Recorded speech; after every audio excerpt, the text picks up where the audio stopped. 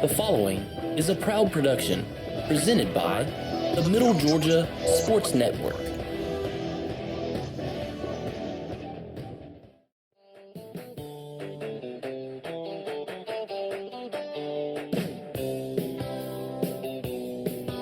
And now it's time for the Mid-GA Sports pregame show, brought to you by Brandon Outfitters.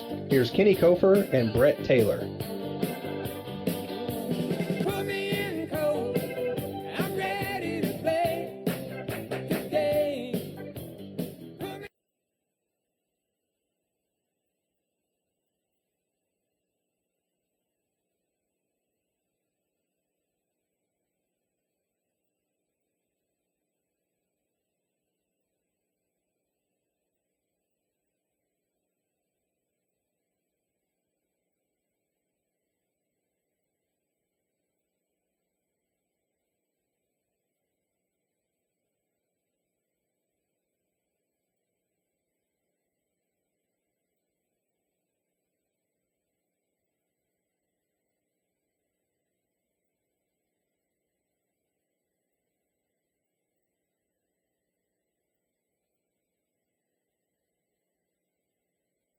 I tell you what, that's got to be a demoralizing experience, to say the least. To have to travel almost 3 hours and then basically not to get to do anything and come back, which ends up being a 6-hour trip for basically no reason. Yeah. And the only thing you probably got is a trip to McDonald's on the way home to play in the ball pit or something. But as you said, they just need to kind of shake off the rust and see if they can't get those waterlogged arms and balls ready to go here tonight. And, a big region game. I think Westfield has 2 losses in the region, but are still right there with a chance, as they've already beaten John Millage, I think, thus far, and then they've got an opportunity here tonight to beat Gatewood.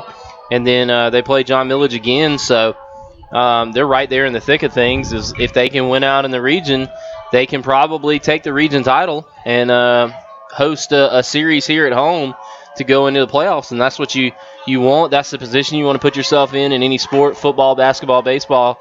You want to have a chance to play at home in the most normal situation you can get, and right now that's what Coach Fitzpatrick and his team are looking to do, and hopefully they can get the W here tonight against a tough Gatewood Gators team out of Eatonton. Yeah, I mean, we kind of talked about it on our way up here as far as with Houston County baseball. You know, the powerhouse they have over there being the defending state champs, and they go out in their region tournament, don't even make it to the state playoffs. So that's the beauty of baseball. On one hand, is the teams who struggle during the regular season have that chance to kind of step up and play good at the right times. Westfield did that last year.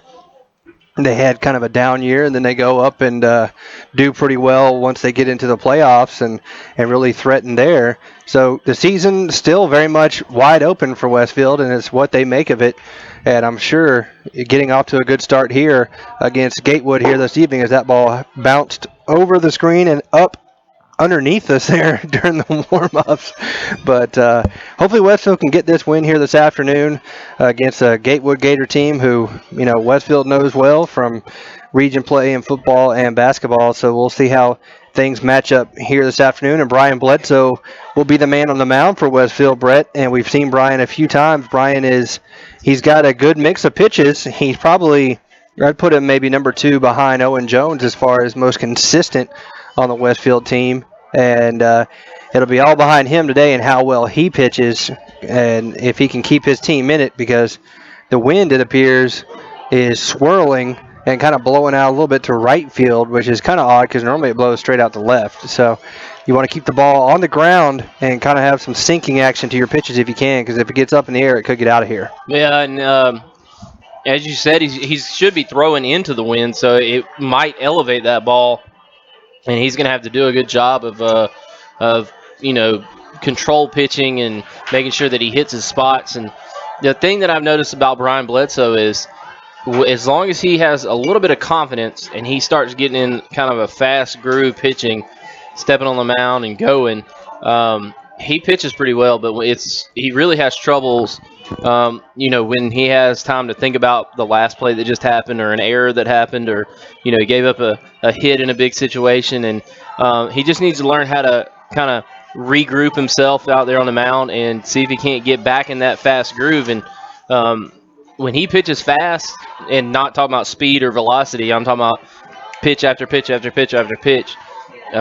When that time between pitches it cuts down for him, it seems like he gets into a better groove, finds a strike zone more often, and he's not thinking as much. So that's always you want a pitcher to think, obviously, hit his spots, know what hitters are like as far as pitches go, but you also don't want him to think too much. It's almost like a golfer, you know. You think too much on the pitching mound or on the golf course, you're going to be dead either way. So, hopefully he can bring his A game here tonight, and Westfield can get him deep into maybe the fifth or the early part of the sixth inning, and then bring in some of the heat arms that they have on the back end of that bullpen. Yeah, I mean, there's that old saying in baseball, get in the rocker. You get in that comfortable position where you're just basically sitting out there in a rocking chair. We're rocking fire. And if he can be in that situation, and what that means is behind him is Westfield's got to play good defense. And that has kind of been their Achilles heel a little bit this season. Sometimes they can get a little careless with their defense and trying to do a little bit too much, whether it's just overthrows from Ryan Fitzpatrick into catcher position or, just odd hops. How many times have we seen Cole Brandon here in this season take, 2 or 3 odd hops? One caught him in the face. One, he got his hand up in time. So for Westfield, just got to get back to fundamentals. Don't do too much. Just do enough. That's why, look at the Atlanta Braves. What they're doing this year is they're just playing fundamental baseball. And when you do that, good things happen. You put pressure on defense, and when you're on the defensive side, if you can't stop the ball or you try to knock it down and throw to the correct base and just make fundamental keep play. That runner from moving up, right, getting in scoring position. And as I've said many a times out here watching games, if you throw strikes, make hitters put the ball in play, more often than not, you're going to be in a pretty good situations. Especially high school hitters, they'll get themselves out more often than not, as long as you're finding the strike zone. And you just can't give away walks, and that's been probably the statistic when you look at Westfield's year from a pitching aspect that's been the most disappointing, just giving up free walks. And followed Cora Beth on the game changer against Valwood, and Westfield was in the ball game with them. But if you look at that discrepancy between walks of the both teams, you're giving them extra base runners, and when they do get a hit, they're scoring more runs because of that. And you just got to cut down on those freebies that you give away. And, also another thing Westfield has to take advantage of offensively, I think, is going to be their ability to really put pressure on defense from the running game. Once they get those guys at the top of the lineup on base, using that speed and getting those guys moving on the base pass and try to make things happen, force errors and force pressure on the defense, especially that interior of the infield there, second and short. That's going to be key, I think, for Westfield. Yeah, I mean, the thing with baseball in general is I was a catcher, so I know this, but so much has to go right for the catcher and the middle infielder, the pitcher. Everything has to go right to throw a runner out. I always think, a good catcher, I think, can throw out 40% of the base stealers. Well, that means 60% are stealing on the Yadier Molinas and those guys. So take your chances. Be aggressive on the base pass. I mean, the worst that can happen is you get thrown out. But, hey, so be it. If you get down to second, you're in scoring position, an odd play happens, you're scoring a run. So be aggressive on the base pass. But at the same time, I think I've made note of this a few times, Ryan has a tendency, he loves to throw behind runners. And that can be good, but also at the same time, sometimes they've been airmailed or they've been in the dirt, and that allows that runner to move up. So, I like the aggressiveness, but at the same time, be smart. Yeah, and absolutely. They got to play smart baseball, let Brian get into a groove, and I think that could be a key here this afternoon. So why don't we go ahead and take a quick break, be back with some starting lineups and national anthem and more right after this on the Middle Georgia Sports Network. Ship is now open. We're just off I-75 across from the fairgrounds. Everything's new, from the all-new Mustang to the brand-new Ford F-150. What will never change are the straightforward deals and our no-hassle negotiators. Visit us on the web or stop by David Reagan Ford just off I-75 at exit 134 in Perry. David Reagan Ford, we're the guys in the white hats. Hey, Pete, check this out. Come here, little doggy. Sit. Oh. Sit. You train your little doggy? Yeah, but he's not doing any of his stuff. Shake! Oh, maybe he's grumpy, you know? I mean, it is lunchtime, so. Oh, right, it's lunchtime. It's lunchtime, That yeah. must be it. Little doggy. It's okay. Does it taste good, though? A little dog with a big bite. Little doggies, starting at $1.29. And save room for a molten cake sundae. This is how you Sonic. Once installed, you can't stop it from spreading. Introducing Kudzu from ComSouth, entertainment, media, and communications throughout the entire home from room to room. The ComSouth Kudzu whole home DVR allows you to connect up to 5 TVs, and with the high-speed media gateway, digital cable, HD TV, high-speed internet, and telephone services will spread throughout your house like Kudzu 2. Stop by and learn more at any ComSouth location in Cochran, Hawkinsville, Perry, and Fort Valley, or go to comsouth.net. Well, the news is out. Brandon Outfitters has taken Central Georgia by storm as one of the Mid-State's premier outfitters. Located just off I-75 in Perry, Georgia, Brandon has all of the latest gear for any hunting season or just for a nice night out on the town. They still have all of your favorite brands such as Southern Tide, Mountain Khakis, Southern Marsh, Patagonia, Costa, Orvis, and as always, a huge selection of firearms. Brandon also now features new brands such as Sims, Ray-Ban, Kavu, Chaco, Yeti, and much more. Come check them out at 106 Fairview Drive in Perry. They're sure to make your visit one to remember.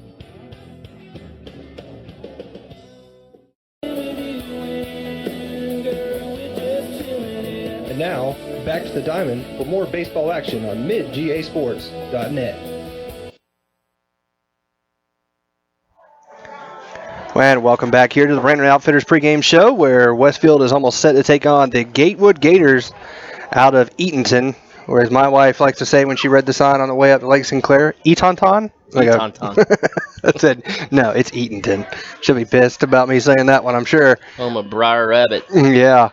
So anyways, let's go ahead and give you the starting lineups here this afternoon. And we'll go ahead and start for the Gatewood Gators as you hear Brett chewing on his sunflower seed. Hey, there's nothing like the atmosphere of the ball game and being broadcast over the you just need a dip, and then you're good, waves. Right? So here we go. For the Gatewood Gators, they'll line up like this. Leading off, playing shortstop, number 1, Tanner Brackett. Batting second, playing first base, number 3, Austin Hathaway. Batting third, playing third base, number 25, John McMillian. Batting fourth and pitching, number 28, Alex Sanchez. Batting fifth and catching, number 7, Cameron Hall. Batting sixth and playing second base, number 99, Cooper Hall. Batting seventh, the designated hitter, number 10, Luke Boswell. Batting eighth and playing right field, number 2, Gant Darden. And batting ninth and playing center field, number 9, Tristan Fuller. That is the starting lineup for the Gatewood Gators. Brackett, Hathaway, McMillian, Sanchez, Hall, Boswell, Darden, and Fuller. Ron Cheshire will be out in left field. He will not be in the batting order as Boswell will be hitting for him. And now the lineup for the homestanding Westfield Hornets. Leading off, playing shortstop, number 5, Cole Brannon. Batting second, playing center field, number 6, Austin Burnett. Batting third and catching, number 10, Ryan Fitzpatrick. Batting cleanup, playing right field, number 15, Giles Amos. Batting fifth and playing third base, number 22, Aiden Murphy. Batting sixth and pitching, number 9, Brian Bledsoe. Batting seventh and playing second base, number 1, Tanner Westbrook. Batting eighth and playing left field, number 12, Ben Murphy. And batting ninth, playing first base, number 28, T. Adams.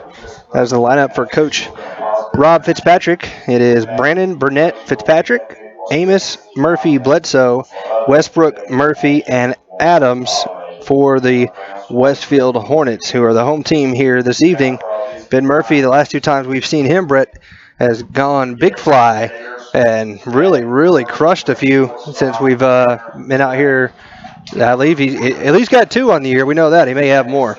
Yeah, absolutely. He's been a very good, solid hitter for Westfield and provided some big hits at some big times. Aiden Murphy's been a reliable bat so far this year, that is from what we've seen. And then you've got kind of your stalwarts at the top of the lineup, especially Cole Brandon there, and then Tanner Westbrook, those kind of guys that you can always count on. And, Giles really came on this year. So coming off the knee injury last year, this year he's kind of 100% coming into the season. And I tell you what, it is be exciting to see how Westfield finishes out this region baseball season because they have an opportunity, as I said previously, to really put themselves in a good position heading into the state playoffs. You got to think that they, even though they're going to have to go up on a weekday and play up in Augusta next week, they really have an opportunity to win those two games and put themselves at the top of the region standings before the end of this thing.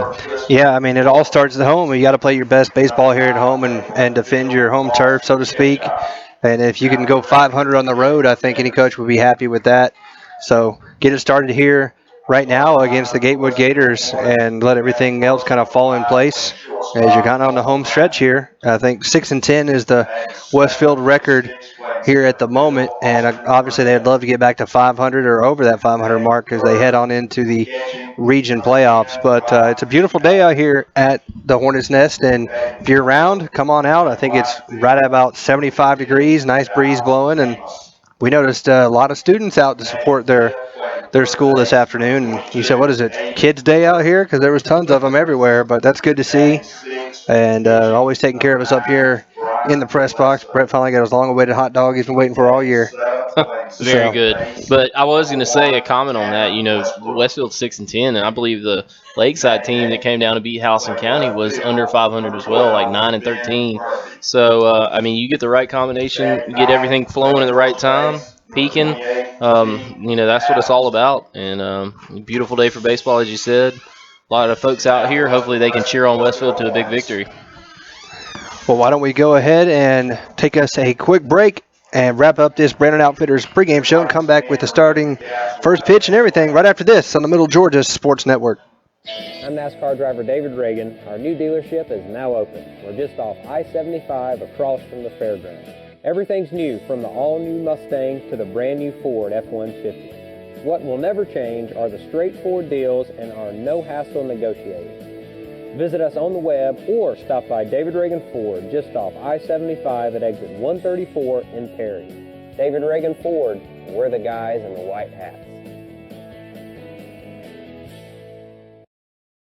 Hey, Pete, check this out. Come here, little doggy. Sit. Oh, Sit. you train your little doggy? Yeah, but he's not doing any of his stuff. Shake. Oh, maybe he's grumpy, you know? I mean, it is lunchtime, so. Oh, right, it's lunchtime. It's lunchtime, Must be it. Little doggy. It's okay. Does it taste good, though? A little dog with a big bite. Little doggies starting at $1.29 and save room for a molten cake sundae. This is how you Sonic. Once installed, you can't stop it from spreading. Introducing Kudzu from ComSouth, entertainment, media, and communications throughout the entire home from room to room. The ComSouth Kudzu whole home DVR allows you to connect up to 5 TVs, and with the high-speed media gateway, digital cable, HD TV, high-speed internet, and telephone services will spread throughout your house like Kudzu 2. Stop by and learn more at any ComSouth location in Cochran, Hawkinsville, Perry, and Fort Valley, or go to comsouth.net. Well, the news is out. Brandon Outfitters has taken Central Georgia by storm as one of the Mid-State's premier outfitters. Located just off I-75 in Perry, Georgia, Brandon has all of the latest gear for any hunting season or just for a nice night out on the town. They still have all of your favorite brands such as Southern Tide, Mountain Khakis, Southern Marsh, Patagonia, Costa, Orvis, and as always, a huge selection of firearms. Brandon also now features new brands such as Sims, Ray-Ban, Kavu, Chaco, Yeti, and much more. Come check them out at 106 Fairview Drive in Perry. They're sure to make your visit one to remember.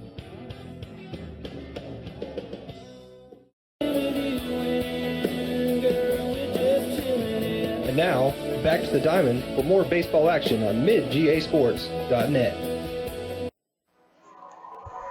And welcome back here to the Middle Georgia Sports Network Game of the Week, as the Westfield Hornets are set to take on the Gatewood Gators here this afternoon. Kenny Kofer, Brett Taylor on the call, as Brian Bledsoe will be on the mound for Westfield. Ryan Fitzpatrick behind the plate. T. Adams over at first. We have Tanner Westbrook down at second. Cole Brandon at short. Third baseman will be Aiden Murphy. Out in left field is Ben Murphy.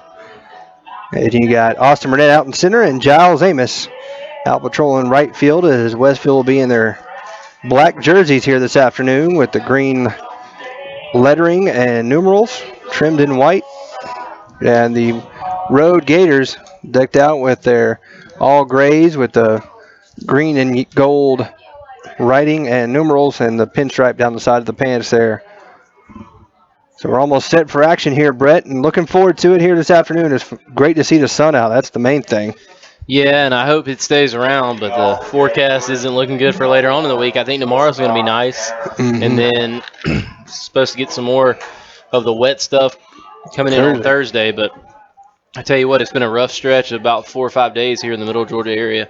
Yeah, it's been pretty awful. I know as a T-ball coach, we have had 3 of our games canceled over the past week, and not upset about that as much as I hate that the makeups are coming here soon, and it's going to be 4 games in a week or something probably. But my grass is like knee high.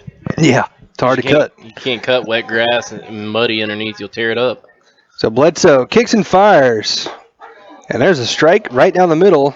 So he's ahead in the count. 0-1 on Tanner Brackett, the shortstop, number 1 for Gatewood. Bledsoe, 0-1 pitch. Little curveball over the outside corner, strike 2. So good start so far for Brian Bledsoe. And there he is, working fast and finding those strike zone. And that's what you need as a pitcher to start off the game. And there's one slapped, and it goes just over Cole's head out into left field for a base hit. I mean, he kind of did a little slice action on a volley to the net, I guess you'd say, your tennis man over there. Yeah, hit a little drop shot underneath Cole's head. So they get the leadoff runner on a little cue shot over the shortstop's head. It was more like a backhand slice right there than a forehand. It wasn't a great Western European forehand? No. Sorry, I always mess with Brett on that stuff. That's only certain people with certain skill level. Not me. That do not break their rackets throwing them into a fence. Hey, that's not me. Not me. Maybe you. So Bledsoe, 0-1 on Austin Hathaway. And there's the first ball of the game thrown by Bledsoe as Hathaway, the first baseman, number 3, batting second here this afternoon. Gatewood trying to play a little small ball. It looks like it's Hathaway's trying to get the bunt down to move over the runner. And he tries to bunt him there, and foul tips it in the glove. 1 ball, 2 strikes now. So they'll probably take the bunt sign off, you would imagine, here with a 2-strike count. Yeah, one would think, but, unless he's confident. Unless he's confident his guy can get it down. And a curveball gets him out in front, swing and a miss. Strike 3 by Austin Hathaway, and John McMillian will come to the plate, the third baseman, with 1 out. So way to come back right there by Brian Bledsoe. I know we're a little skeptical sometimes. Brian gets a little upset after giving up hits and whatnot, but a good job right there showing some maturity and doing a good job pitching, and he get a strike. Yes, to he lead did. Off this batter. Yeah, he checked his swing, but he went around, and 0-1 now on McMillian, the third baseman. Philip McMillian. Duck Dynasty. And that one in the dirt there. Good stop by Ryan. Holds the runner down there at first. 1-1 count now. And again, one thing I've noticed so far, Kenny, is what you pointed out that he would need to do. He's staying low in the zone. Other than the ball that was slapped out there for a base hit, most of the pitches have been low in the zone. So I think Brian recognizes the same factor here today. And he steps off here to regain his composure as he has a 1-1 count now on John McMillian. 1 out. Runner on first here in the top half of the first inning. And Bledsoe's pretty preoccupied right now with the runner down there at first, so he steps off again. We'll see if he comes to the plate this time. He does. That one slapped right back to him, right over the second base bag for a clean base hit in the center field. So they got 2 runners on now with 1 out. Solid single that time for McMillian. Yeah, and tough play right there for Brian. I think he had a chance if he kind of kicks his leg out there, but then you risk the injury if you do that. So probably a smart move, keep himself in the game and not try to take one for the team there on the fly. So Alex Sanchez, the cleanup hitter, swings and misses at that pitch, gets away, but Ryan tracks it down. The runner out there at second wasn't really paying attention because runner at first was about halfway and realized he couldn't advance without the guy in front of him moving. Yeah, good job by Ryan, though, as you said, blocking that one and tracking it down, keeping those runners held at second and first. Another curveball. This one short of the plate. 1-1 now on the cleanup hitter for Gatewood. Did notice some issues Bledsoe was having in his early tosses to start the game. He was hitting a few before they got to the plate, so hopefully he's found that release point. But on those breaking balls, sometimes you want them to break into the dirt like that, try to get them swinging at something low. And he's got a couple so far in the game. 1-1 pitch. That one's fouled off at the plate.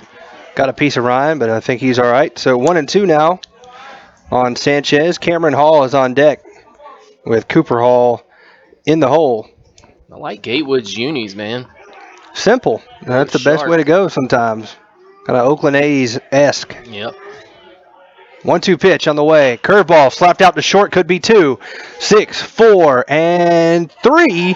And he got him. 6-4-3 double play. First base coach did not like that call.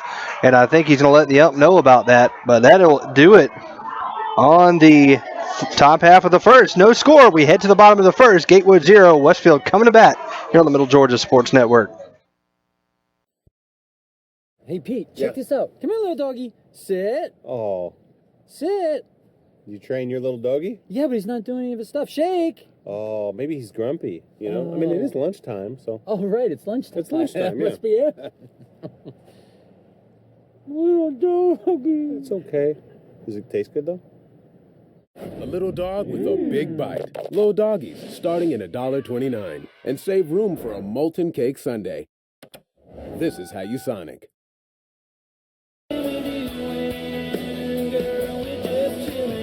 And now, back to the diamond for more baseball action on midgasports.net. Welcome back here to the Hornets' Nest, where Westfield is coming to bat here after allowing no runs in the top half of the first. As Brian Bledsoe got out of it unscathed, he allowed 2 singles, but a 6-4-3 double play to end it. Got him out of trouble, and that was a generous call. Maybe a little fortunate on that double play, but I tell you what, Westfield's not going to give that out back. And no. A good play by Cole over there. You could tell he was a little worried about that second bounce out there and played it pretty good, got that left knee down to the ground and really tracked the ball into the glove. Made sure he secured the out at second before throwing on to first. And a good job out there in the middle infield, turning 2 and getting Westfield to the plate here with a chance to start off the game offensively, maybe in a better circumstance than they have in past few games. Yeah, they anytime you start in a hole, it's always tough. So getting that out of that inning there should be a big help. So Cole Brandon will lead it off for Westfield. The tall, lanky left-hander digs into the box, slightly open stance. As Alex Sanchez will kick and fire. He looks like he's got a little heat behind his pitching, and he throws low in the dirt there for ball 1. Hey, just make contact. It'll go further. He's a lanky guy himself. Very similar build to Cole, actually. So 1-0 pitch. Fastball upstairs, swing and a miss by Cole. That's a hard pitch to hit, especially when a guy is throwing some gas like this. Only guy I've ever seen hit one really hard on that was Gaddis last year against Strasburg. Yeah, he somehow turned that thing around.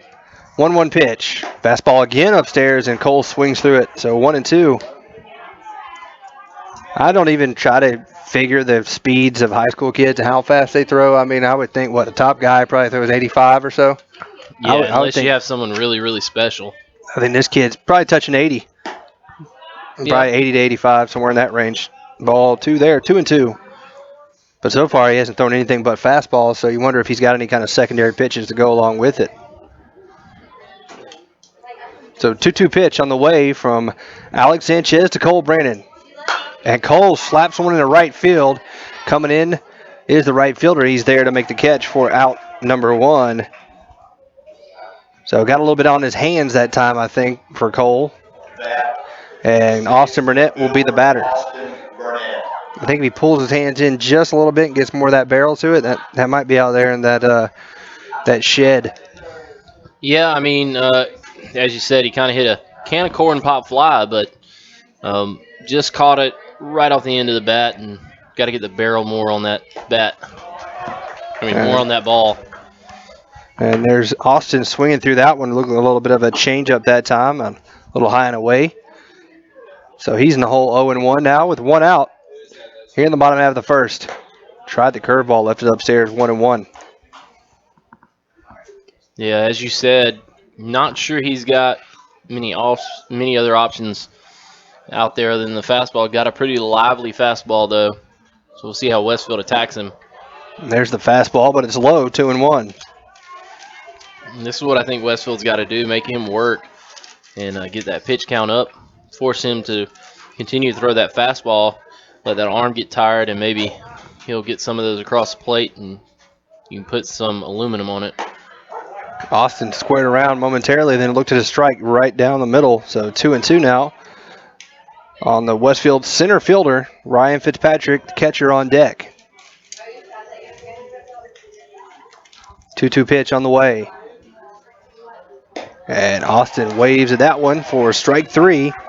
So 2 quick outs for Westfield here in this bottom half of the first. And Ryan Fitzpatrick, the catcher, will come to bat. Ryan struggled early in the season, but we saw him kind of come around in that last game we covered against Piedmont, I believe it was. And hopefully that's carrying over as we continue on into this part of the season. Tried a little change of speed, but he can't seem to get that curveball to snap off there. So 1-0. It's too fast. I think he's throwing it too hard. He's not giving it a chance to. Yeah, he almost needs like a Craig Kimbrell curve or something where it's almost like a slider. Fastball's outside. 2-0 now to Ryan. Giles Amos on deck. Yeah, that 12-6 is hard to snap off when you're throwing it really, really hard. Yeah, you give it time. It's kind of like putting through the brake on, and you hit it too hard, and on the putting green, it's never gonna take. And that one gets over the outside corner, so 2 balls, 1 strike on Ryan Fitzpatrick. No score here in the bottom half of the first inning.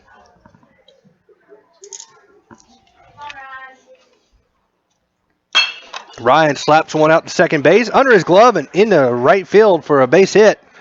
Ryan ran all the way through the bag on that one just in case the right fielder came up with it to throw him out. Yeah, good job right there. Nice at bat. Way to hit the ball where it was pitched. And Ryan gets himself a base hit here in the first inning and brings up Giles Amos in the 4th spot. Ryan's going to get a courtesy runner here. I believe that's going to be Wyatt Young. Give Ryan a chance to get his catcher's gear back on, and Giles will come up to bat with the pink and black camo going on his right arm there, along with the yellow undershirt. I have to ask his dad what's up with that. We got no answer, no comment on that one. Said maybe he's colorblind. The brighter the better. That seems to be the new, I guess that's an Oregon Duck influence on the new generation. Just wear as bright as you can. Decent lead out there in right field, or at first base. No, I was pointing to the second baseman for oh, yeah, he's got a bright Gatewood. one, too. He's got a highlighter on his left arm. That was a strike there to Giles, so 0-1 to Amos. Wyatt Young leads away from first base. And he's going to go, and that one slapped into right center field. Might get down. It's deep, too. One hops the wall, and here comes Wyatt Young as Giles slips coming around first. He'll be held at second, and in to score is Wyatt Young with a double and an RBI for Giles Amos. Yeah, and again, hitting the ball where it was pitched. Great job right there by Giles. Just putting the bat out there on the outside part of the plate. Fastball was pitched, trying to catch the corner, and Giles slapped it out there and hit the bottom of the fence. That thing carried. Stand-up double. That thing carried there long ways. Well, that wind's blowing that way. But I tell you what, you get enough of the speed of that pitch, and it's going to carry a long way out there. I know, that thing just kept going and going and going and going. He probably hit that, was it 340 out where it got this? So he probably hit that about 330 or so. Yep. He popped it. He might have got a triple, but I think he's tripped up coming around first over there. Kind of loose dirt. Foul ball there by Aiden Murphy puts him the whole 0-1. So Westfield takes the early lead here, 1-0 in the bottom half of the first inning. Well, as a base runner with 2 outs, you always got to be cognizant of rounding around that bag at second, getting thrown out before the runner scores. Yeah, they say don't make that first or third out at third, right? Yep. So 0-1 pitch. Giles with the lead down there at second in the dirt. 1-1 now to Aiden Murphy. But I think this is important for Westfield. Get that early lead, see if they can't build some momentum, and give some confidence to their pitcher, Brian Bledsoe, as we go into these latter innings. And maybe Aiden can add to that run total so far, 1 in the bottom half of the first. And that one over the outside corner, 1 ball, 2 strikes. It looks like this umpire likes to give that outside edge. So he's going to have to choke up here and protect the plate, and he has done just that. You see his hands up on the grip of the bat, and he does. Chops one over to second base, and it's going to be a close play, and he got him there as the first baseman kind of lost his position. Wasn't really standing in the right area, but that will do it for Westfield in the first, but they get a run on 2 hits, and we head to the second inning. Westfield leads 1-0 on the Middle Georgia Sports Network.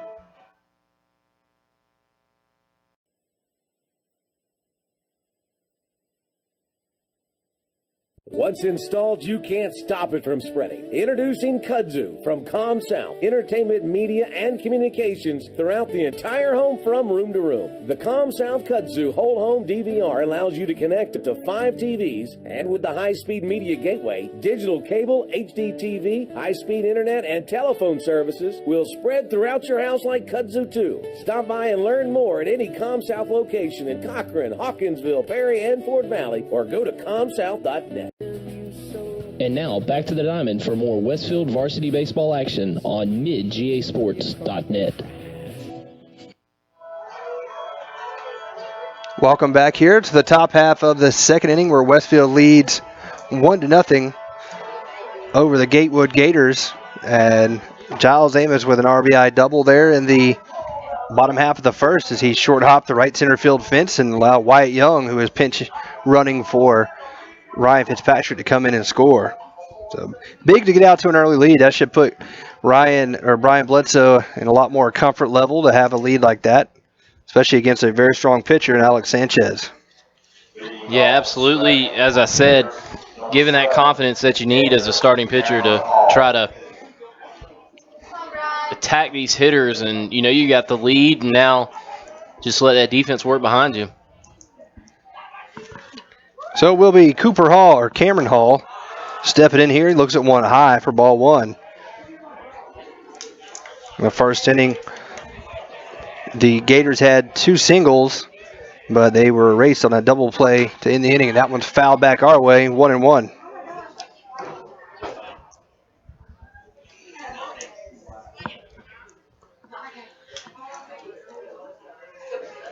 Field's looking great. I'm sure that rain helped in keeping everything green out here. Yeah, I might watch for a spinner if it hits out in the turf in the outfield with all the water on it. Yeah, that's true. That one was outside. 2-1 now on Cameron Hall. One of those sand wedge shots that spin back. Yeah. Popped the mid on that one, but that was outside for ball 3. So 3-1 now on Cameron Hall. Not what you want to do in walking the leadoff hitter here, so you got to throw one over the plate and let him make contact. Yep, make him put it in play. Yeah, there was a good pitch right down the pipe there. Full count now on Hall. I'll put one over the plate. Yeah, I mean, especially after your team gets you the lead, you want to come out and kind of get a shutdown inning. And he got him swinging there. Good job of coming back and getting him there from Brian Bledsoe. That's his second strikeout of the game, first out of the inning. And Cooper Hall, number 99, Ricky Vaughn, will be the batter. Wild thing. And he's the one repping the all so bright arm sleeve there. And that pitch in the dirt skips up, hits the screen there, 1-0. Brian doing a good job right there on that first batter, and really fighting back in the count and getting the strikeout. And that's the kind of confidence you need, Brian, to build as the game wears on. And that one's smacked out in the left center and pretty deep. And it is off the wall out there to 340 sign. Ben Murphy comes up with it and fires in. And that will be a double there for Cooper Hall. He tattooed that ball. Yeah, he squared that one up.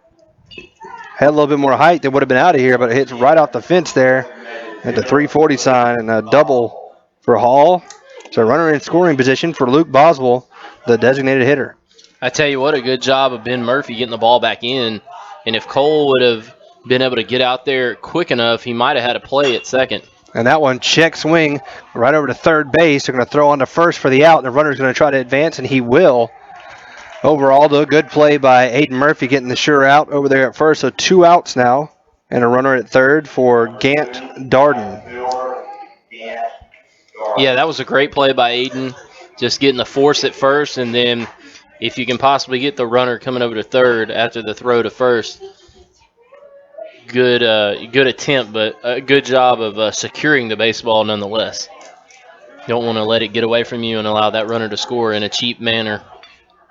So now it's going to be at Ryan to play some good defense there behind the plate, and he does just that right there. It's 1 ball, no strikes on Darden. Yeah, you don't want to give up that cheap run, as I said, with a pass ball or a wild pitch. Right here, Ryan's really got to be aware of where the ball bounces on anything low. And Darden way late on that one, and it's 1-1. So he swings through a strike from Bledsoe. That's how I think Bledsoe can be a really effective pitcher.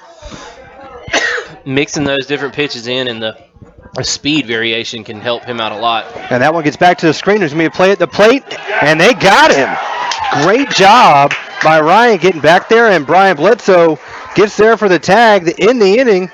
So they run themselves out of a run there, and Westfield keeps them scoreless as we head to the bottom of the second. Westfield leads 1-0 here on the Middle Georgia Sports Network.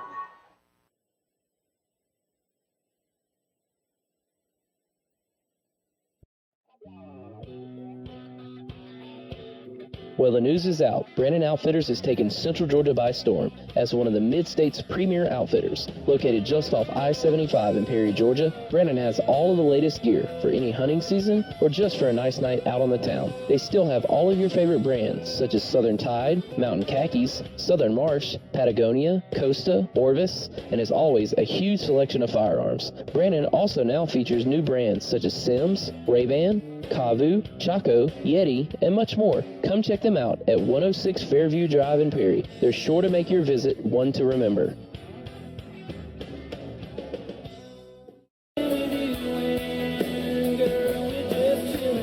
And now, back to the diamond for more baseball action on midgasports.net.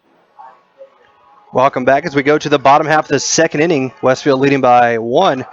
And the Hornets defense has done a good job here this afternoon. They ended the first inning with a 6-4-3 double play. And then just moments ago, they got the runner at third trying to advance on a pass ball as Ryan chased it down and Bledsoe covered. They got him easy for out number 3. So everything play they drew up. Yeah. Everything we talked about, though, during the pregame show has kind of come to fruition. Got some timely hitting and playing pretty good defense. And we'll see if they get more of that here as Bledsoe will lead off. Good curve that time as found the right arm slot, did Sanchez, and he's ahead 0-1 on Bledsoe. See if Bledsoe can remain patient and try to just slap that ball in play, force Gatewood to play good defense. And there's a ball, ground ball at the middle of Chopper. Shortstop comes up with it, fires over to first, and he gets him on the tag there. Throw was a little errant, but a good job there by the first baseman, Austin Hathaway, to make the tag for out number 1. But I like the way Westfield's playing, putting the ball in play, forcing the issue, and make them make good plays. And right there was an example of having to come off the bag and make a play. First baseman does, but Westfield still doing a good job putting the ball in play, and that's what you have to do. Put pressure on the defense. Tanner Westbrook to the plate, and he grounds one out to second. Good play there by Cooper. He throws him on and gets him out for out number 2. So 2 quick outs, just as Westfield started the same way in the first inning. And now Ben Murphy, who we know has some power, will bat. And we've seen him hit 2 home runs here over the past 2 times we've broadcast the games. With the wind blowing out, Maybe it's in the forecast here again tonight, especially with a hard-throwing pitcher. And that one's off the plate for ball one, 1-0 on Murphy. T. Adams is on deck, the first baseman. Westfield leads 1-0 here in the bottom half of the second inning. 1-0 pitch on the way from Sanchez, and it's fouled back to the screen. And Brett, I'll tell you something. You know, I've been making fun of you all year about dodging those. Did you see what happened last night in Pittsburgh? A fan behind the stands was doing that exact same thing, had her back turned, caught one clean in the head. It went through, caught her in the back of the head. She got knocked out, and they had to take her off on a stretcher. Hope she's okay. And there's a pop-up to shallow left field. Sun's going to play tricks here, but that will be an easy out for out number 3. So Westfield goes 1-2-3 here in the second. Score remains 1-0 here on the Middle Georgia Sports Network. Set your own banking hours with Planners First Online Banking. Planners First Online Banking allows you to connect and access your bank accounts 24/7. For those that are always on the go, you can check your balances, pay your bills, transfer funds anytime and anywhere you have internet access. Let Planners First Online Banking make your life a little easier. Planners First, a legacy of excellence since 1896. Member FDIC, an equal housing lender. And now back to the diamond for more Westfield varsity baseball action on midgasports.net.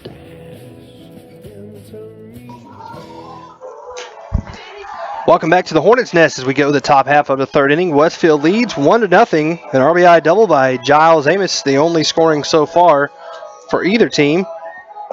Westfield's played great defense, ending the first inning on a 6-4-3 double play, and then catching the runner, trying to advance home on a pass ball as Ryan Fitzpatrick threw it over to Bledsoe for the easy tag to end the second. And now back to the plate as the batter at the time was Gant Darden. He'll lead off here in the third with his team trailing 1-0.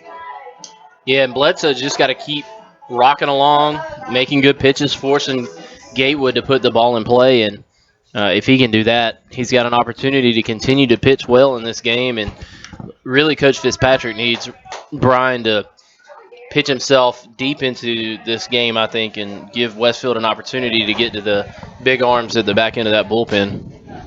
So Darden will lead it off here in the third. 2 scoreless innings so far for Bledsoe to go with 2 strikeouts. First pitch, high and away for ball 1. Not bad so far. He's allowed 3 hits, 2 strikeouts, and has not walked a batter. So that is a key that you brought up, Brett. So that's no free passes. As you said, knock on wood there. 2-0 now inside. You almost made him hit one. Yeah. Yep. It's a key to anything. Just don't give him freebies. Force the issue. Just like Sanchez did in the top half, or the bottom half of the second. Pitch to contact. Swing and a miss. There by Darden. Got a good looking swing. Kind of reminds me of, especially that number 2, little Troy Tulowitzki, kind of that long one-arm finish there. And there's a strike as well. So I'm 2-2. a Tulo fan. He's good. I like him. He's kind of a forgotten guy, though, playing in that Colorado market where they're not as, really a media powerhouse, really. Yeah. Oh, man, that was a funky-looking pitch. That was a curveball that broke at about 45 feet. So full count now to the right fielder, Gant Darden, excuse me. Tristan Fuller, the center fielder, is on deck. Full count pitch. Strike 3. Darden thought he had walked. It did look a little outside, but that is strike 3. So, but umpires have been giving that outside all year here at the Hornets' Nest, and I don't know how outside it is. From our angle, it looks really outside, but we're obviously offset here to the right side from the umpire's perspective, so it's hard to judge. It's hard to judge for us, but that did look like it was teetering on way outside. There's a ground ball. Chopper to third. Sunday hop. Murphy throws high, but a good job of getting up there and bringing it down is T. Adams for out number 2. So a ground out there will bring us back to the top of the order. And Tanner Brackett, who singled his first time. Glad you got a tall first baseman. Yeah, that was looked like Aiden kind of patted the glove a few times too many, but he was able to get it over there and almost sailed it. Now Brackett with the single in the first, he kind of just flipped it over the head of Cole Brandon out there. That ball is high. Ball 1 from Brian Bledsoe with 2 outs here in the top of the third.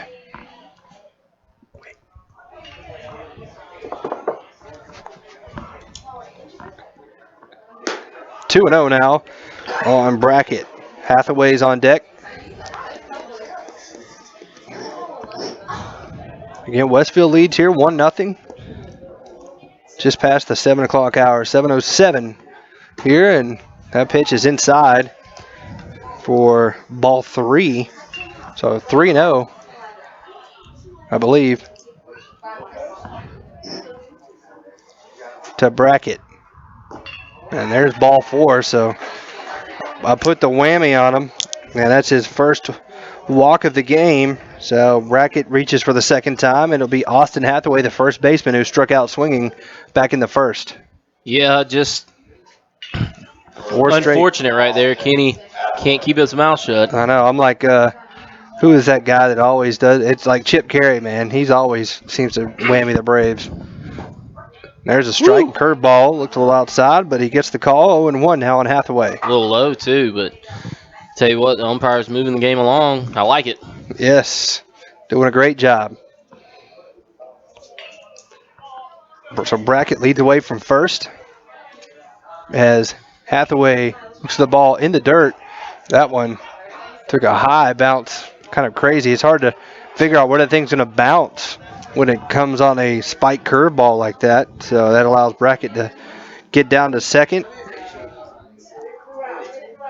And it's 1-1 now on Hathaway. So a runner in scoring position. Tanner Westbrook will come over and try to hold him close. And that one was outside. That actually looked better than the strikeout pitch on Darden. So 2-1. And there's one down the middle, foul back. Evens count at 2-2.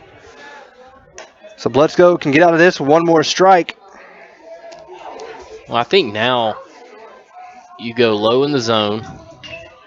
See if you can't get him to swing at it. And he goes, I think he's trying to go. Yeah, he tried to muscle up on that one and makes it a full count now. So full count to Hathaway. Brackett down at second. And the pitch on the way. That one shot straight up the chute into shallow center field.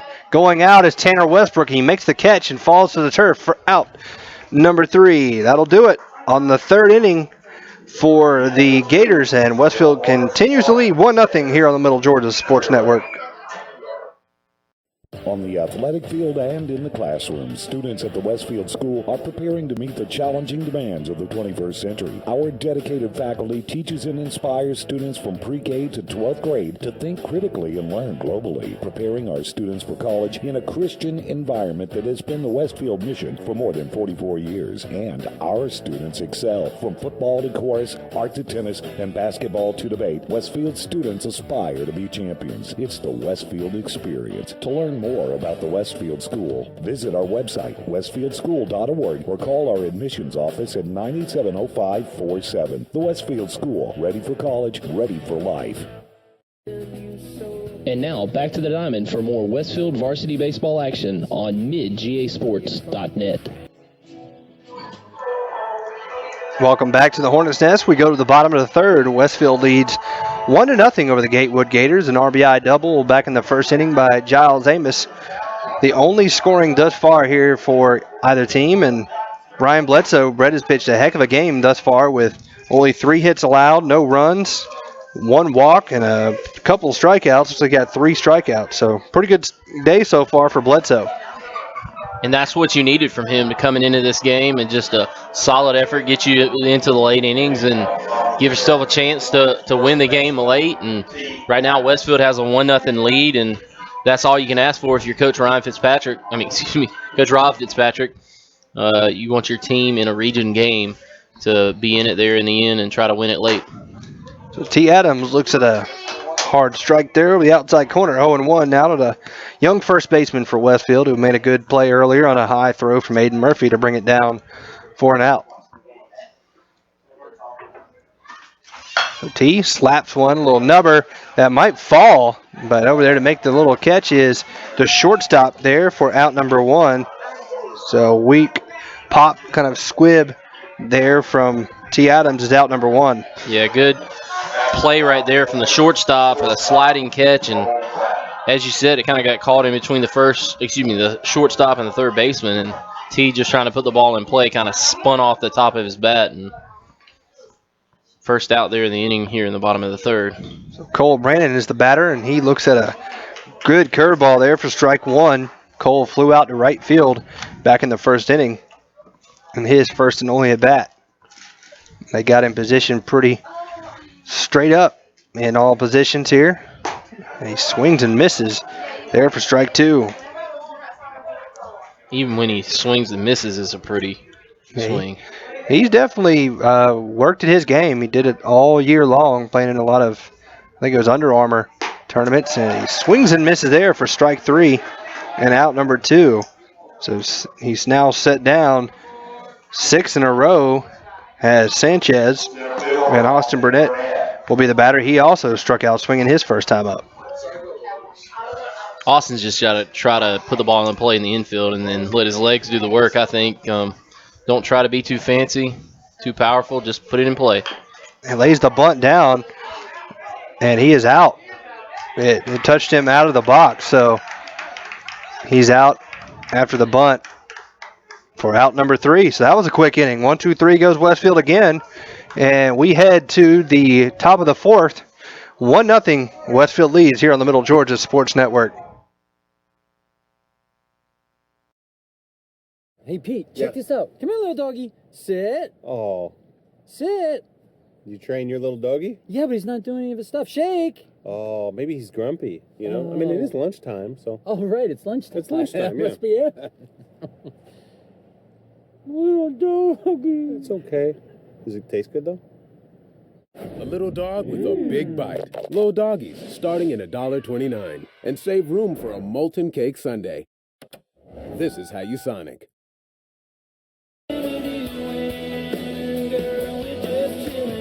And now, back to the diamond for more baseball action on midgasports.net. Well, we thought we were seeing the Rob Fitzpatrick getting thrown out of a game at least once a season, but he maintained and stayed. Oh, no, I don't know. He is still mad over there, I tell you what. But why is the umpire going over there to talk to him? I'm not sure what's going on. Let's see if we can get it down there. He's letting him have it. Coach Fitz is the man. He kind of walked away, though. He's letting one of his assistant coaches do the work for him. He kind of walked back behind in the dugout.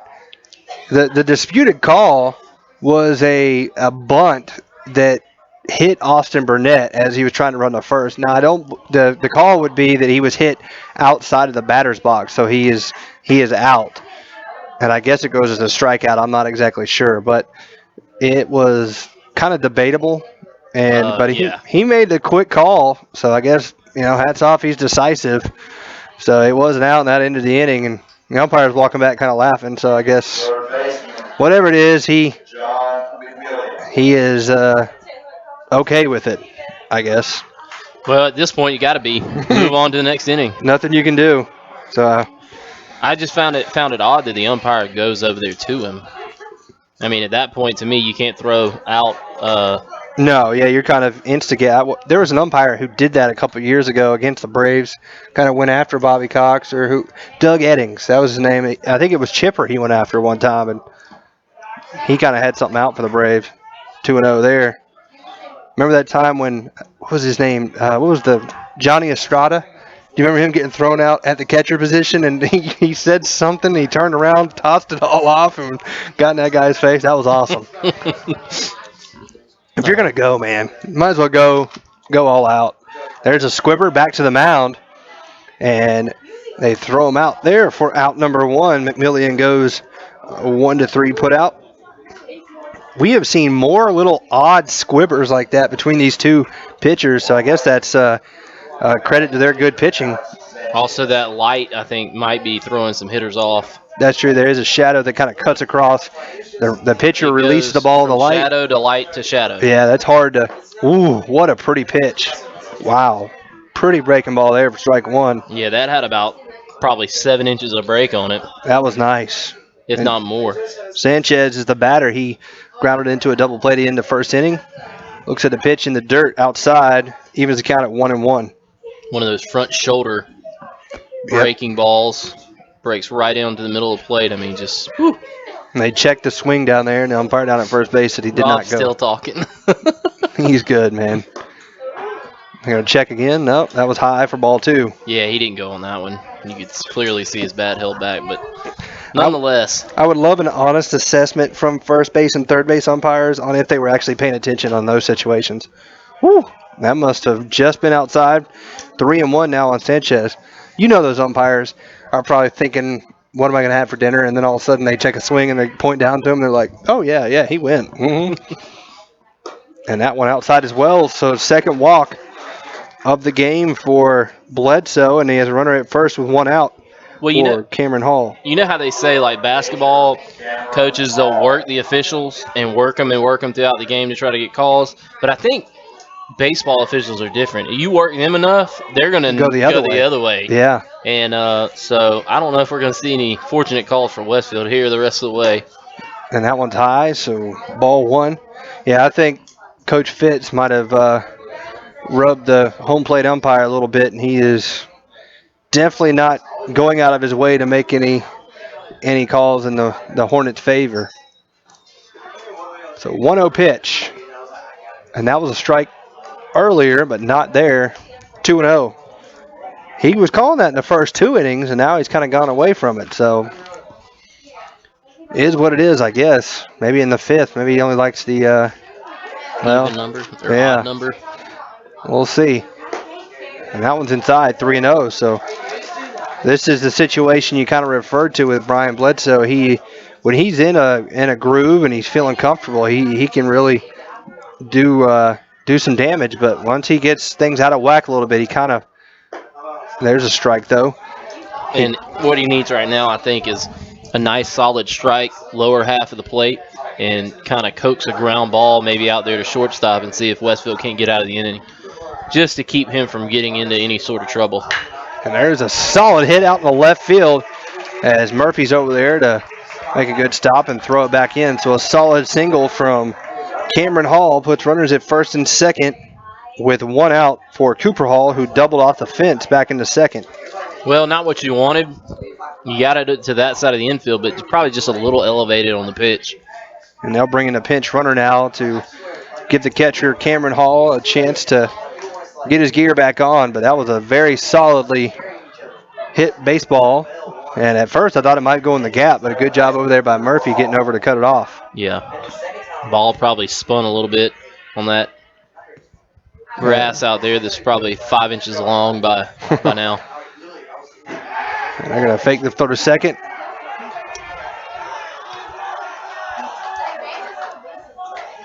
Westfield tries their play that they've done a few times, but nobody falls for it this time. They had it work perfect. I guess when you got a team from Tennessee you don't see too often like they did in Montgomery Bell who didn't know about it, it worked beautifully. But here, these guys know that play, and they weren't falling for it. Ooh, good curve. Got him swinging there, 0-1. Might go right back to that one, but try to throw it starting down the middle of the plate and breaking out. Yeah. See if you can't get that ball down to first base. But doing that, though, with your second baseman covering, ooh, man, that one looked like it was about to hit him, and it broke back inside, but not enough, so 1-1. Be careful with this guy now. He said rope one right off the 340 sign out there in his first at bat. Woo! Curveball again, goodness. But doesn't get the call, so 2-1. Where's Fitz? I can't tell. I think he's back further. I know he's in there. And there's one straight up the chute. That's an automatic out. That's infield fly rule, so that'll be out number 2 as T. Adams puts it away anyway. But that is a welcome sight there for Brian Bledsoe. So he's 1 out away from getting out of trouble here as Luke Boswell will be the hitter, the designated hitter, grounded out to third base his first time with that little check swing. Yep. Hit. Does that again. Aiden just grabs it, steps on third, and that's it. I go right to that curveball. This is A little lefty, kind of holds the bat not quite to the extreme as, who was that guy? Was it Mickey Tettleton that used to hold the bat or something like that when he was on the Detroit Tigers? When he was left-handed, he would just kind of just hold it in his hands down by his waist. I don't know. Or Alan Trammell. There's a ground ball to short. He's got to do a step on second. Cole boots it there. And the bases are loaded now after the E6. He got a little too anxious that time. That could have got him out of the inning, and that allows the runners all to advance. Yeah, he had plenty of time, and that was a play at first. I think he was trying to go to second quickly, but he had plenty of time to go to first and just didn't get his feet set properly and misstepped and trying to get into his motion too quickly. Yep. So you got to work around that now, Brian, and see what you can do here. The bases are loaded with 2 outs. And ball 1 there to Gant Darden. Darden was at the plate when the second inning ended, and he also struck out swinging. Swing and a miss right there. Ball gets past Ryan, but not far enough to advance the runner. So 1-1 now to Darden. So 1-0 here. Top of the 4th inning, 2 outs. Westfield had an RBI double by Giles Amos in the bottom of the 1st, and that's been all the scoring thus far. It's been a pitcher's duel here at the Nest. Bledsoe with the pump fake to third. Westfield's playing back in the regular defense here as they should. Pitches inside, 2-1. Shadows are starting to creep over, almost completely taking over right field now. There's still patches of sun, but the left side, right in the eyes. 2-1 pitch outside in the dirt. 3-1 now. This guy's not going to swing the bat on this next one, so groove it. I think you just throw it meatball right over the plate. So 3-1 pitch on the way from Bledsoe, and he walks him. So that walks in a run. That's an unearned run there after the error from Cole Brandon. Yeah, that's tough. And Bledsoe's got to realize that you just walked in a run. They're going to take, so try to throw one right over the plate, start this, and groove it. That's tough. I know that's disheartening for him, but, you know, he did all he could do. He made the pitch to get out of the inning, but unfortunately the error hurt him. And there's one in the dirt. Ryan makes a good stop there on Tristan Fuller, who grounded out to third base his first time. And again here, force them to put the ball in play. Put it on them. You throw the ball over the plate, you put it on them to either swing the bat or take that strike. And right now Bledsoe trying to find a pitch that'll work for him to get it across the plate. 1-0 pitch inside for ball 2. Not getting the corners as much here as the game is worn on is Bledsoe. Here in a 1-1 game, top of the 4th. 1-1 pitch outside. 3-0 now. This could be the last batter for Bledsoe. I wouldn't even let him get this far, I don't think, considering he hadn't thrown a strike. Looks like Owen Jones down there warming up down the line. Thrown 7 straight balls. Throws back to first. Whew, that's dangerous.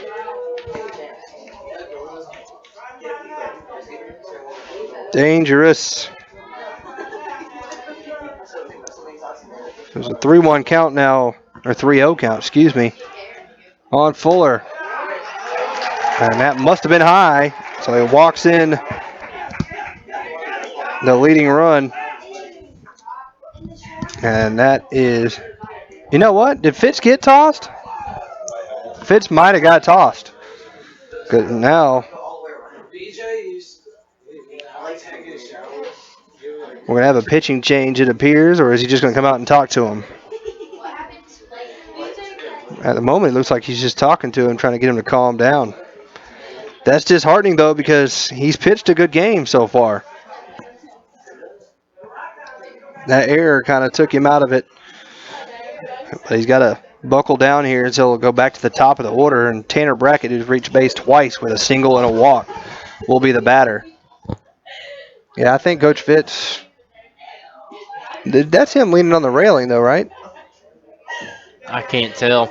Or maybe he got just banished to the dugout or something. Yeah, possibly. So now game switches over here a little bit as Gatewood leads 2-1. The base is still loaded. Bledsoe will stay in the game. He's got Brackett, who has reached base both times he's been up. And there's the ball high and away. That hurts. Yep. Now Bledsoe can't seem to find his release point anymore after a tough play there at shortstop. And there's a strike. Yeah, they're not even going to swing. They know what's going on right now, and they're just going to let him get himself in trouble. So 1-1 to Brackett. And that one must have been outside for a ball. 2-1 now. Hathaway's on deck. Base is full of Gators. And there's a strike. 2-2 now. Good job right there, Bledsoe fighting back. See if you can't get out of this inning with no more damage done. It's only a one-run game. Got an opportunity to come to the plate and redeem yourself. And that ball slapped into right field. Giles going back, and it's going to get down and one-hop the wall. That's going to score at least 2. Here comes the third run as Brackett's going to pull in with a 3 RBI double. And the Gators have blown this thing open here, 5-1.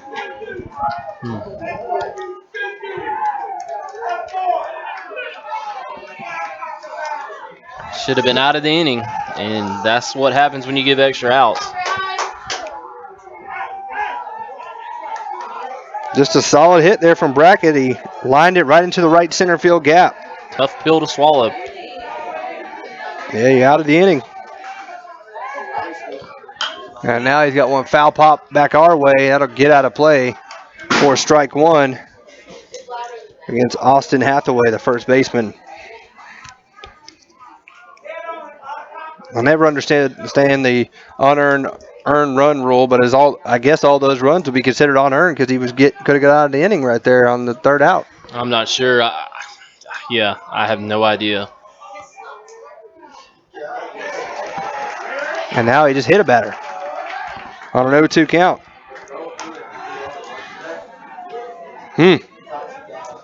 I'm surprised he's still in there, honestly. They must be trying to save pitchers. Yeah, but you got to win games at this point. I mean, yeah, because it's obvious he's pretty taxed. And that one fouled back again, 0-1. This is John McMillian, who started the inning with a ground out to first base or to the pitcher. So it seemed harmless and not so much. What I remember, there were 2 quick outs, and he had and the runner's going to advance down to second and third here.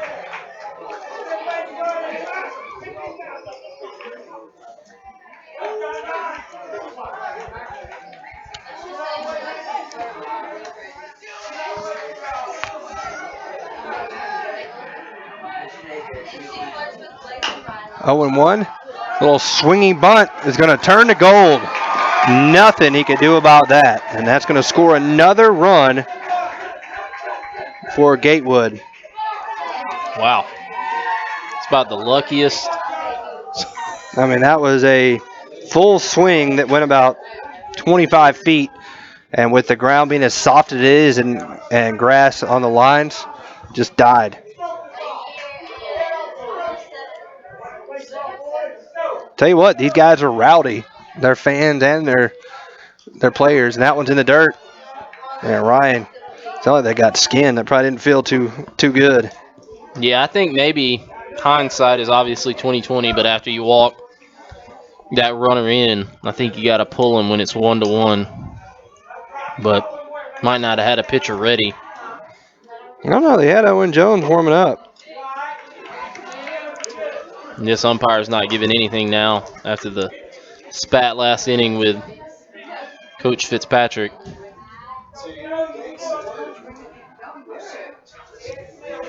So it's 3-1 now on Alex Sanchez, and he strokes one into center, and it's going to fall in front of Austin Burnett for an RBI single, and it's 7-1.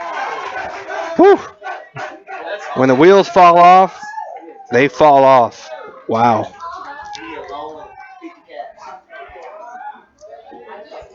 And that's going to do it, I think, for Bledsoe here. Yeah, it's his second visit to the mound. Ooh-wee. That's rough there for Brian. He had a great game working, and then it just kind of, after the cold Brandon air, things just went straight downhill after that. So we'll see who they bring in. Is it Owen Jones coming out of the... Aiden. Aiden's going to come in, okay. So why don't we go ahead and take a quick break, Brett, and be back with more after this as Aiden Murphy's coming on the pitch. 7 runs on the board here for Gatewood as Westfield trails 7-1 here in the 4th inning. Listen to Westfield Baseball here in the Middle Georgia Sports Network. Once installed, you can't stop it from spreading. Introducing Kudzu from ComSouth, entertainment, media, and communications throughout the entire home from room to room. The ComSouth Kudzu whole home DVR allows you to connect up to 5 TVs, and with the high-speed media gateway, digital cable, HD TV, high-speed internet, and telephone services will spread throughout your house like Kudzu 2. Stop by and learn more at any ComSouth location in Cochran, Hawkinsville, Perry, and Fort Valley, or go to comsouth.net. And now, back to the diamond for more Westfield varsity baseball action on midgasports.net. So Aiden Murphy on the pitch for Westfield as Brian Bledsoe had a rough go, but he was cruising along through 3 1/3, and then things just kind of fell apart for him. He started walking some batters, and then it looked like he was going to get out of the inning, and Cole Brandon booted a ball at shortstop. And after that, 7 runs have come in to score for Gatewood, and they trail 7-1. Yeah, just difficult to swallow, as you said. And Westfield's going to have to try to fight back in the game. I mean, it's not like Westfield has really played that poorly. Definitely not 7-1. And coming into this inning, they were in the lead and should have been out of the inning. As you said, it's just one of those things you got to try to put behind you, get out of this inning, and get in and put some runners on, and can't get them all in one swing, and just let it see if you can't do the same thing to Gatewood that they've done to you. So Aiden Murphy on the pitch, and he gets the first batter to sky one straight up to shoot. Bledsoe looks to have a beat on it, and he does for out number 3. So the long inning finally comes to an end, and they score 7 runs, and Westfield trails 7-1 as we go to the bottom half of the 4th inning. You listen to Westfield Baseball on the Middle Georgia Sports Network. Set your own banking hours with Planners First Online Banking. Planners First Online Banking allows you to connect and access your bank accounts 24/7. For those that are always on the go, you can check your balances, pay your bills, transfer funds anytime and anywhere you have internet access. Let Planners First Online Banking make your life a little easier. Planners First, a legacy of excellence since 1896. Member FDIC, an equal housing lender. And now, back to the diamond for more Westfield varsity baseball action on midgasports.net.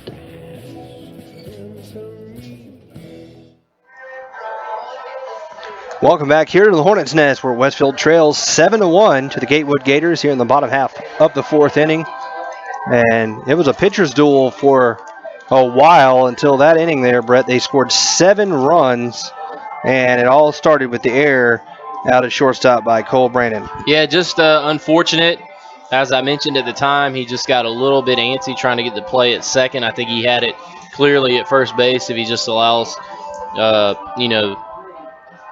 plants his feet, makes a good throw to first. It's, a done deal, and Westfield's still on top 1-0. But, those things happen in baseball. Now you got to try to fight back at the plate against a tough pitcher, but not someone you can't do damage against. And Westfield just needs to try to be patient at the plate, make the pitcher work, and get some base runners on, see if they can't do some damage of their own baseball in high school especially is one of those funny things. Momentum can swing just like that. You get a couple of runners on and a big hit, and that pendulum swings the other way. So Westfield's got to look to do that here. So on the hit for Westfield is Ryan Fitzpatrick. He looks at a strike there from Sanchez. He singled to right his first time up and scored the only run of the ball game for Westfield. 0-1 pitch, and Ryan way out in front of that curveball there. So the line on Bledsoe, 3 2/3, 7 hits, 7 runs allowed. Got him with 1 earned, 4 walks, 3 strikeouts, and 1 hit by pitch. Ryan fouls that one. Foul tip keeps him alive. 0-2 on the Westfield catcher.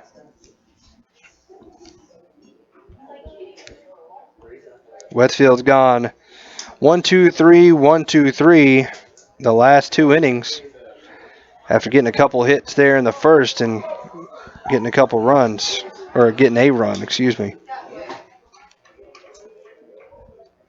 Sanchez really settled down. And Ryan would not offer that breaking ball outside in the dirt. It's 2-2 now. Might should have. He'd been on first base. 1 ball and 2 strikes.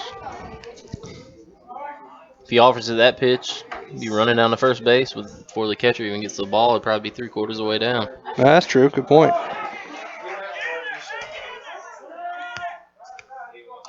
Ooh. You said the batter was out. What happened here? Ryan talking mess to the first baseman, and he just got tossed. Okay. So Ryan just got thrown out. I think his dad got thrown out earlier. I'm not exactly sure. And, well, hold on. Here's Rob. He's trying to say that the first baseman stuck his foot out, I think, because when Ryan went down there to run down to first, he kind of stepped on the foot of the first baseman, and I'm not exactly sure what happened exactly, but there goes your catcher. There goes your manager.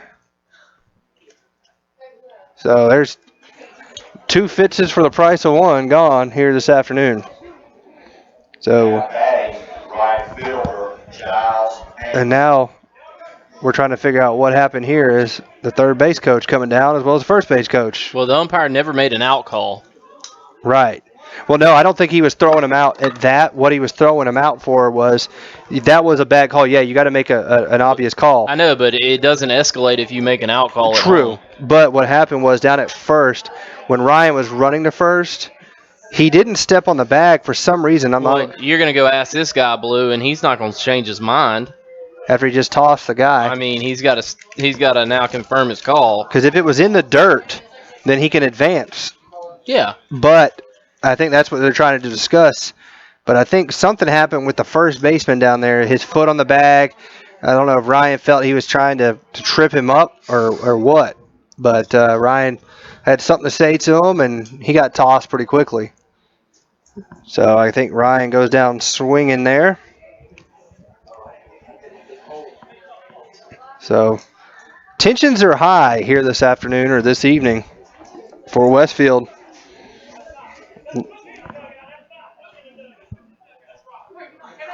All right, so another one gets, man, who wants to coach? Anybody left? Okay. So we got another one going out. It's funny how it hadn't happened all season. I'm just saying. So things escalating quickly here at the Hornets' Nest. No first base coach now. Stars of the game, umpires. and Brett's heckling.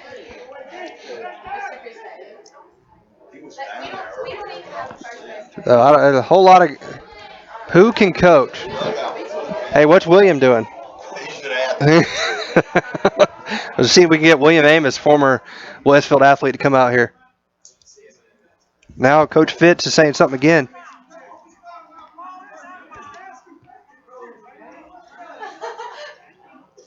A lot of talking still going on here. Woo, it's a fun time. Spring is in the air.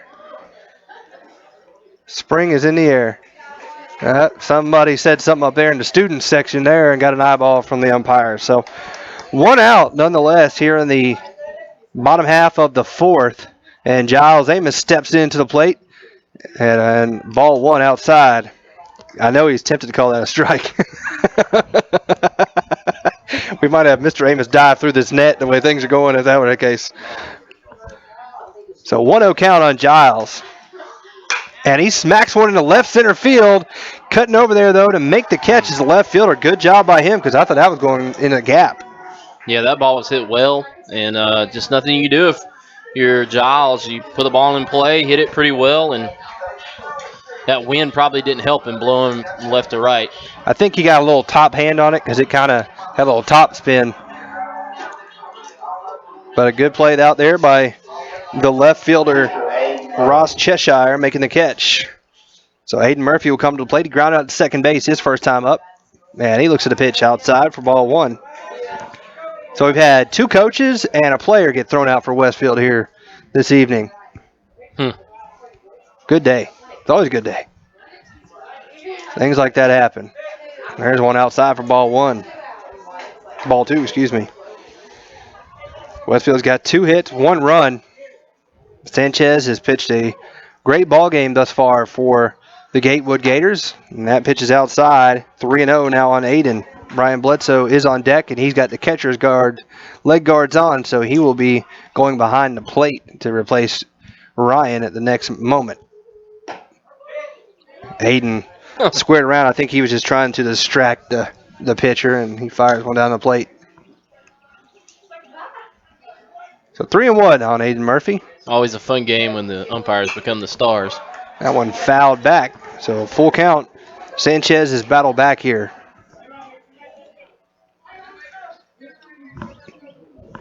I don't know what it is about baseball umpires. They do have big egos. Yep, we were both one. And Aiden goes down swinging. Battles back from 3-0 to Sanchez. And Westfield goes 1-2-3 for the 3rd consecutive inning. And they trail 7-1 as we head to the top of the 5th. You're listening to Westfield Baseball on the Middle Georgia Sports Network.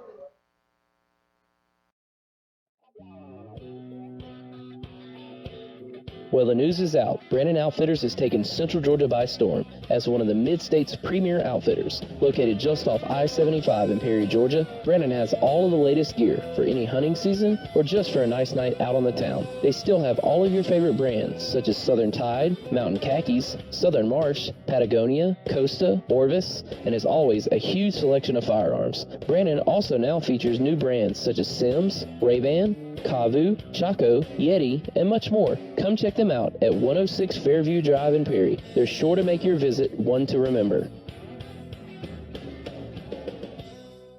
And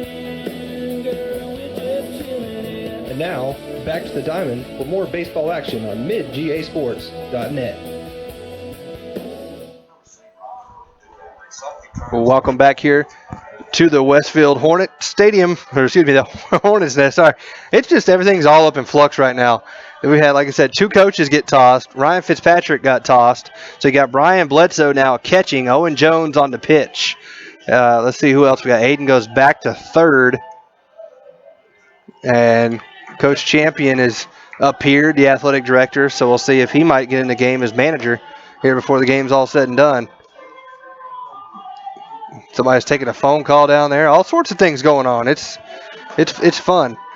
I have to turn our mics down to my ears, making my ear ring. You might be calling. We're good. I just turned that down. I turned our mic down. It's making my ears bleed. I'm old. It's not that loud to me though. Anyways, crazy. You might be calling somebody with the official rule association. I don't know. So Owen Jones on the pitch. Owen pitched very well this season. The surprise guy for Westfield. But he's done an excellent job so far this season. So Aiden Murphy came on and put out the fire there in the 4th. So a 1/3 of an inning for him. And it's 2-0 now on Cooper Hall.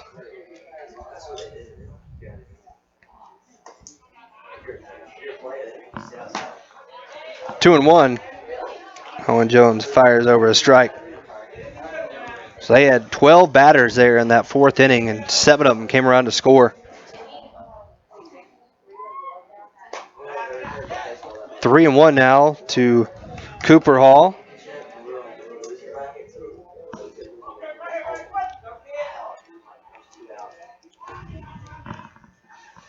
Jones kicks and fires, and he throws in the dirt. And Hall hustles down to first. So a leadoff walk, not the way that Owen Jones wanted to start, but kind of a sign of how things have gone for Westfield here over the past 30 minutes or so. Send me to the press box. Yeah, Brett's angling to get thrown out here. No. Good pitch there from Jones. Strike 1 to Luke Boswell.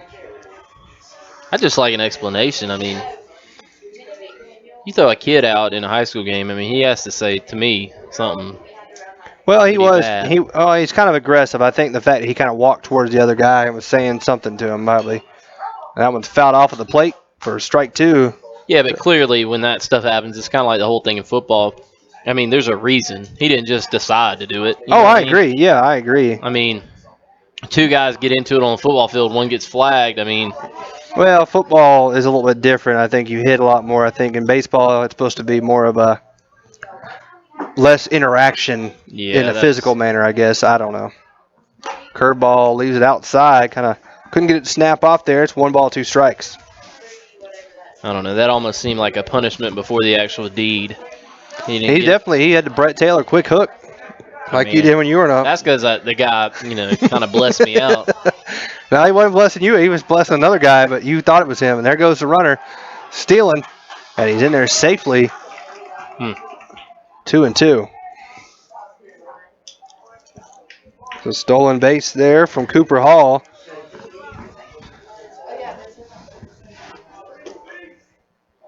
Oh, yeah. Yep. He said he caught the ball. Now I see the dirt coming up. Sure enough, we got a photographer up here, and there's strike 3 swinging on that pitch that Ryan struck out swinging and said it didn't go in the dirt. We got a clear picture showing the ball in the dirt. So there's the first out of the inning. As Boswell goes down swinging, Gant Darden. Gatewood, 16, Griffin, Cornelius.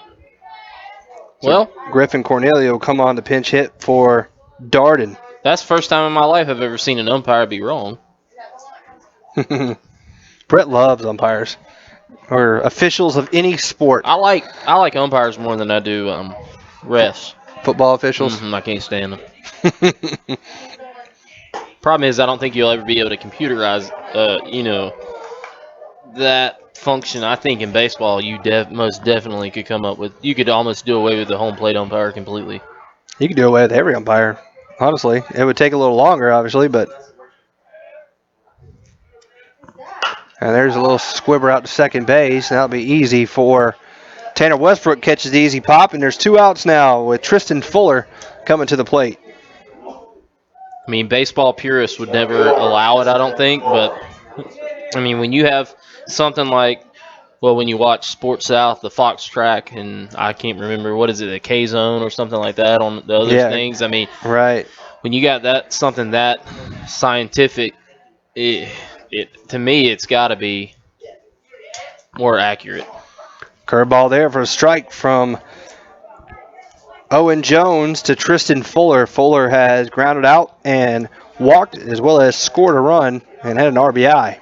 Because, I mean, it's pretty clear to me. There's a box that's a strike zone. There's a ground ball. Weekly hit to second base. Good hop. And Tanner throws high. And they're going to say he was pulled off the bag. So that'll go as a E4 there on the throw. Tanner kind of might have wanted to charge that one a little bit. So E4. And now runners at the corner for Tanner Brackett, who's had a big game. He's got 3 RBIs, a double, a single, and a walk. Tough break right there for Owen Jones. And the runner easily getting down to second. So now you got runners at second and third for your hottest hitter, Tanner Brackett. And you got a 1-0 count on him.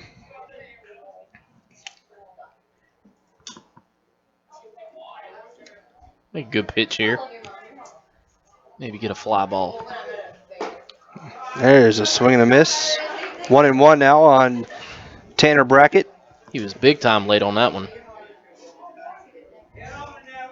Jones has kind of got that sneaky velocity. Long arms, kind of lanky. Yeah, he's been a very, very good pitcher for Westfield. Hangs that curve outside.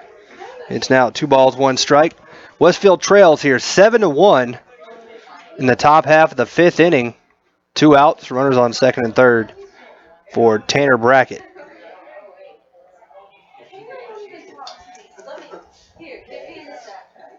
Jones from the stretch, and the pitch gets him swinging there on a little foul tip. 2-2. 1 more strike to get out of this thing unscathed. I also think he's got a little action at the end of that fastball where it kind of tails back and hard to pick up on. And Jones is going to step off the rubber there. I think he's going to go from the wind. Nope.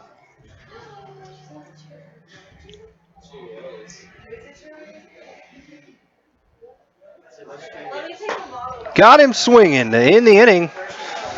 So he leaves 2 runners in scoring position and gets out of it, though, with no runs scored. And we head to the bottom half of this 5th inning. It's 7-1. Westfield trails here on the Middle Georgia Sports Network. Hey, Pete, check this out. Come here, little doggy. Sit. Oh. Sit. You train your little doggy? Yeah, but he's not doing any of his stuff. Shake. Oh, maybe he's grumpy, you know? I mean, it is lunchtime, so. Oh, right, it's lunchtime. It's lunchtime, That must be it. Little doggy. It's okay.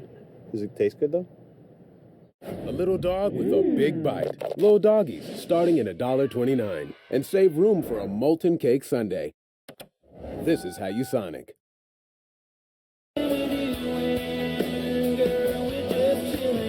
And now, back to the diamond for more baseball action on midgasports.net. We go to the bottom half of the 5th inning. Westfield trails 7-1 to the Gatewood Gators. Westfield got on the board first with an RBI double by Giles Amos in the 1st inning. And then after an error in the 4th, floodgates open as Gatewood tacked on 7 runs on walks, hit by pitch, some solid singles, and a double finally broke it open with a 3-run double from Brackett. And that is where we stand here. 7-1 as we go to the bottom of the 5th. Sanchez has gone and set down 10 straight Hornets. So he is in a groove right now for Gatewood. And Brian Bledsoe will be the man to try to stop that momentum here as he grounded out the shortstop his first time. And he looks at a curve inside for ball. Yeah, looked like a good pitch. Ball 1. Pitch.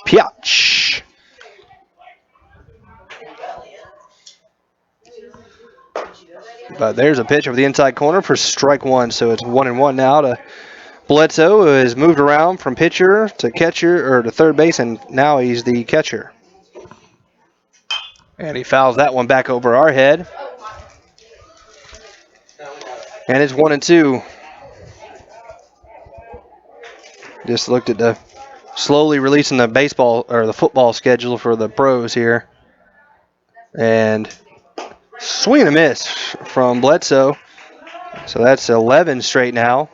And he's got 1, 2, 3, 4, 5, 6 strikeouts. So Sanchez pitching a great game.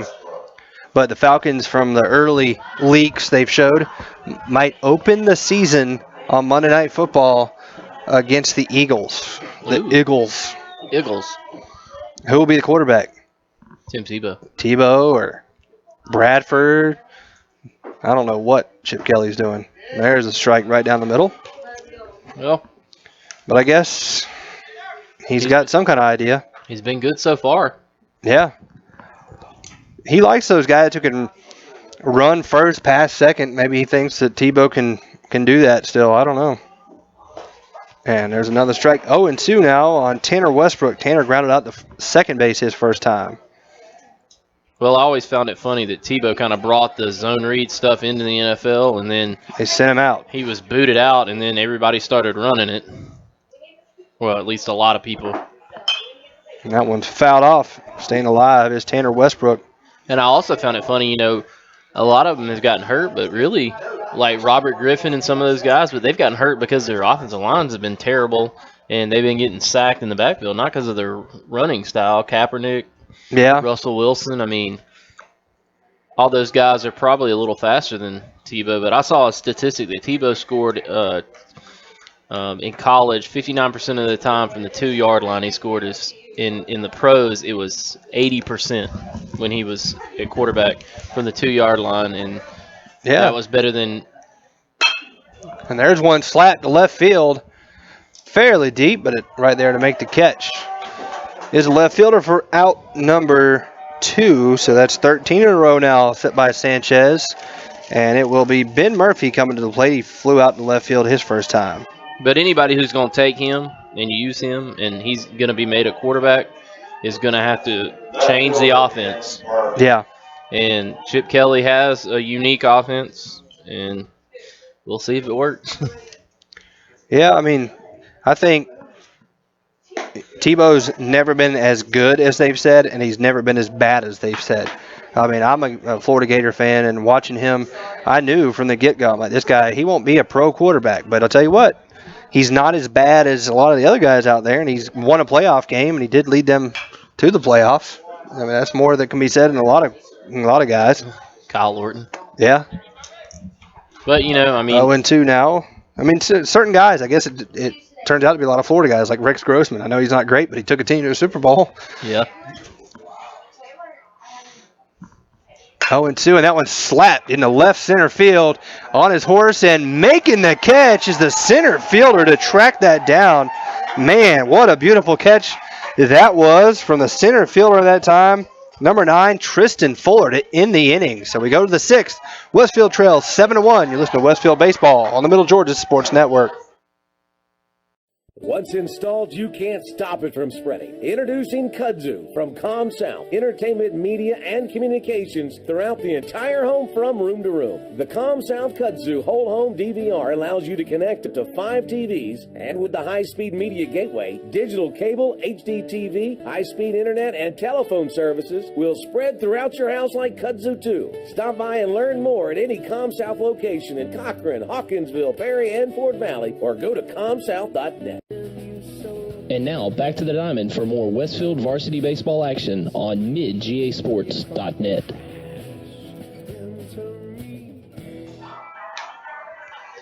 Beautiful catch there to end the inning from Tristan Fuller. He ran a good, 30 yards or so from center field over into left center field gap to make a running catch off the bat of Ben Murphy. Excuse me. Big league catch. In big time. So Owen Jones on for his second inning of relief, and he will be facing Austin Hathaway, the first baseman. Struck out swinging, popped to second, and was hit by a pitch. He did score a run after getting hit there in the 4th. Might want to watch out. Giles is talking to that field umpire. I don't know. Uh-oh. Is your boy going to get tossed too? No? Yeah, the field umpire quick with the ejections here this evening. We've had 2 coaches and Ryan Fitzpatrick get tossed here this evening for Westfield. So Hathaway will lead off the 6th inning with a lead of 7-1, and he swings and fouls that one off at the plate. 0-1. Man, that grass sure looks pretty out there. It does. It's probably been hard for them to cut it as well, but it looks like they were able to get out there. I wonder if Chip does the grass cutting over here too, or if that's a Coach Fitz thing. Not sure. That one's in the dirt. 1-1. It'll be Hathaway, McMillian, and Sanchez for Gatewood here in this 6th inning. This thing was cruising along. That 4th inning kind of slowed things up a bit. Ooh. Hung on to that one just a little bit too long. So 2-1 now to Hathaway. Braves 0-0, right? Yeah. Cahill not allowing a run yet. How about that? I'm glad. We'll knock on some wood. He had a tough outing down in, not down in, but in Turner Field for his first against the they- Marlins, right? Oh, yeah. There's a strike. So 2-2. Yeah, he was getting peppered. I mean, it didn't take much. He was all up in the zone. When you got a sinker ball pitcher getting a lot of deep fly balls, that is normally not a good sign. Hopefully he can be a Tim Hudson type pitcher. Huddy was a sinker ball, ground ball pitcher, double plays, and That's what Cahill needs to be. But, I guess it's low risk signing. Ooh, good watch out now. Late swing there from Hathaway. Almost takes a couple guys out over there at the he came dugout. from Arizona? Right, yep. And we only had to pay, I think, they paid the majority of his contract, and we gave them some, I don't even know who it was. Not even, I think it was some guy, minor league outfielder. So, and if he doesn't work out, you got Fultonevich and whatever the kid's name at Whistler. And that one's lined into right field, and that will fall in front of Giles Amos for a clean single. So, man on first here to start this 6th inning by Austin Hathaway, and John McMillian will come to the plate with a chance to move a runner around. That's the first hit allowed by Owen Jones here in his work this evening, so he'll go from the stretch as John Walker Moore is checked in at first base. Having to move some guys around and get some folks in because of the ejection. That ball's outside and snap back through. He's back safely. Pitch was a ball. So 1-0 to McMillian. Sanchez is on deck. I wonder if Sanchez plays football. I can't really remember. That was a whooping, if I remember right, in football. So yeah. Well, it is what it is.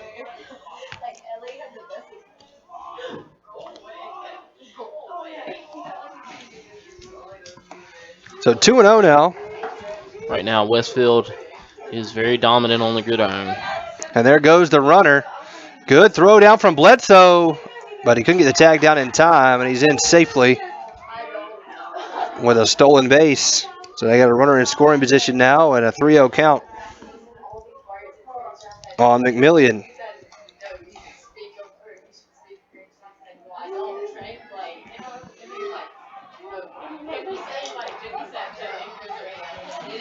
That pitch is outside, ball 4. So first 2 runners on.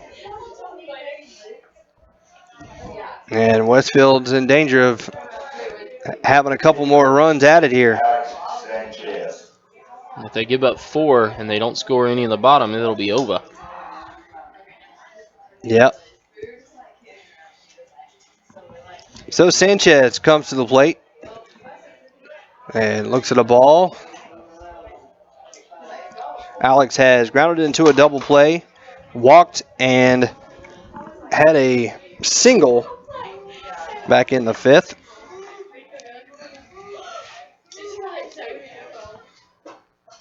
Woo. There's a good curveball there for strike 1. 1-1 now on Sanchez. This is where you need that good unassisted triple play.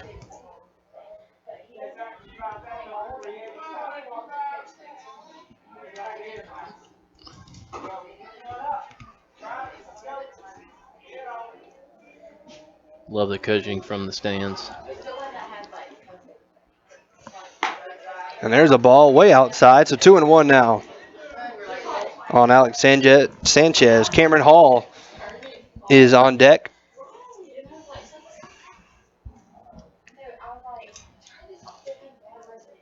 Sun is almost set here. We're at dusk. Right off the hands. That one's chopped to first. It's going to stay fair. You better tag him. And they got him. So there is out number 1. Played by the big boy over there, John Walker Moore. He's nimble. He is nimble. So that advances runners to second and third with 1 out for Cameron Hall. Cameron has struck out swinging, singled, and popped out to third He ended that long inning back in the fourth. Jones outside, ball one.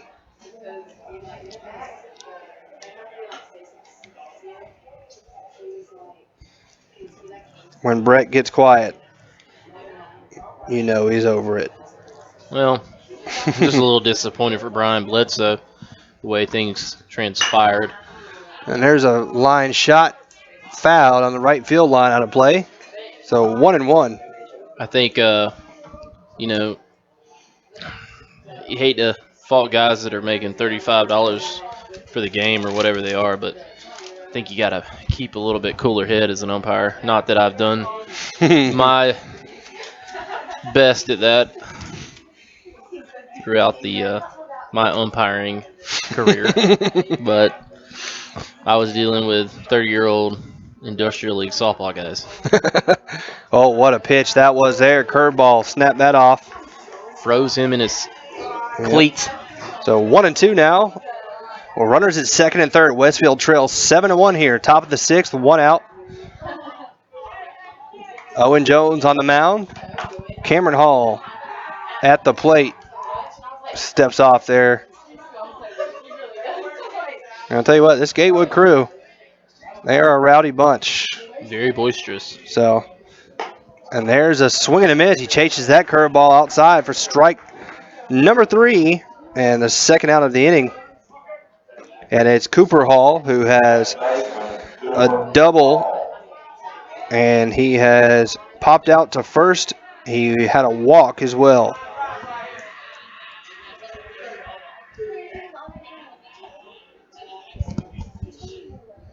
I'm sure Westfield's taking notes and trying to remember everything. And there's a line shot. What a catch there by Cole Brandon in the inning. So no run scored, 2 runners left, and we head to the bottom of the 6th. Your score remains 7-1. Gatewood on top. Listen to Westfield Baseball here in the Middle Georgia Sports Network. Once installed, you can't stop it from spreading. Introducing Kudzu from ComSouth, entertainment, media, and communications throughout the entire home from room to room. The ComSouth Kudzu whole home DVR allows you to connect up to 5 TVs, and with the high-speed media gateway, digital cable, HD TV, high-speed internet, and telephone services will spread throughout your house like Kudzu 2. Stop by and learn more at any ComSouth location in Cochran, Hawkinsville, Perry, and Fort Valley, or go to comsouth.net. And now, back to the diamond for more Westfield varsity baseball action on midgasports.net.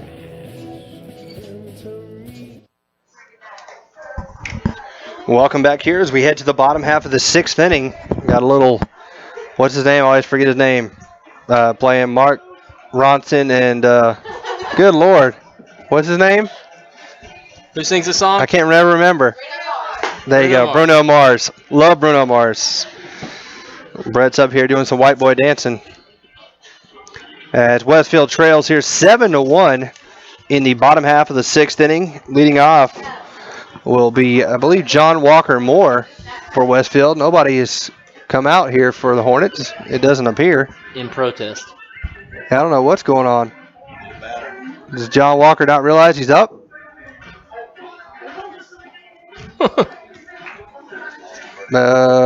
I got T. Adams supposed to be leading off, but T. Here we go. Hey, there he is. Hey, all right. There you go, John Walker. I think he's down there having a snack. That's mean. Hey, we're up here having snacks. Hopefully John Walker can get a hold of one. So John Walker will get his first at bat of the ball game. And he looks at a pitch over the outside corner, strike one. 13 in a row set down by Alex Sanchez. Been dominant here this evening. 0-1 pitch on the way. Hung on to that one a little too long. And it's 1-1. Just a bit offside. How can people lay off pitches this close? I wonder how many times that movie has been quoted by other baseball announcers over the years. So you're telling me Jesus Christ can't hit a curveball? There's a strike there. 1 ball, 2 strikes to the big man, the future star on the defensive line, maybe even offensive line next year. Uh-oh. And he goes into the dugout. Got somebody. Did he? Think he got flesh. It was Spanky over there, I believe. Was it? But he let it bounce. I think it went off the screen and kind of rode up like skee ball. So 1 ball, 2 strikes. Remains the count on John Walker Moore. And that one's high, so 2-2.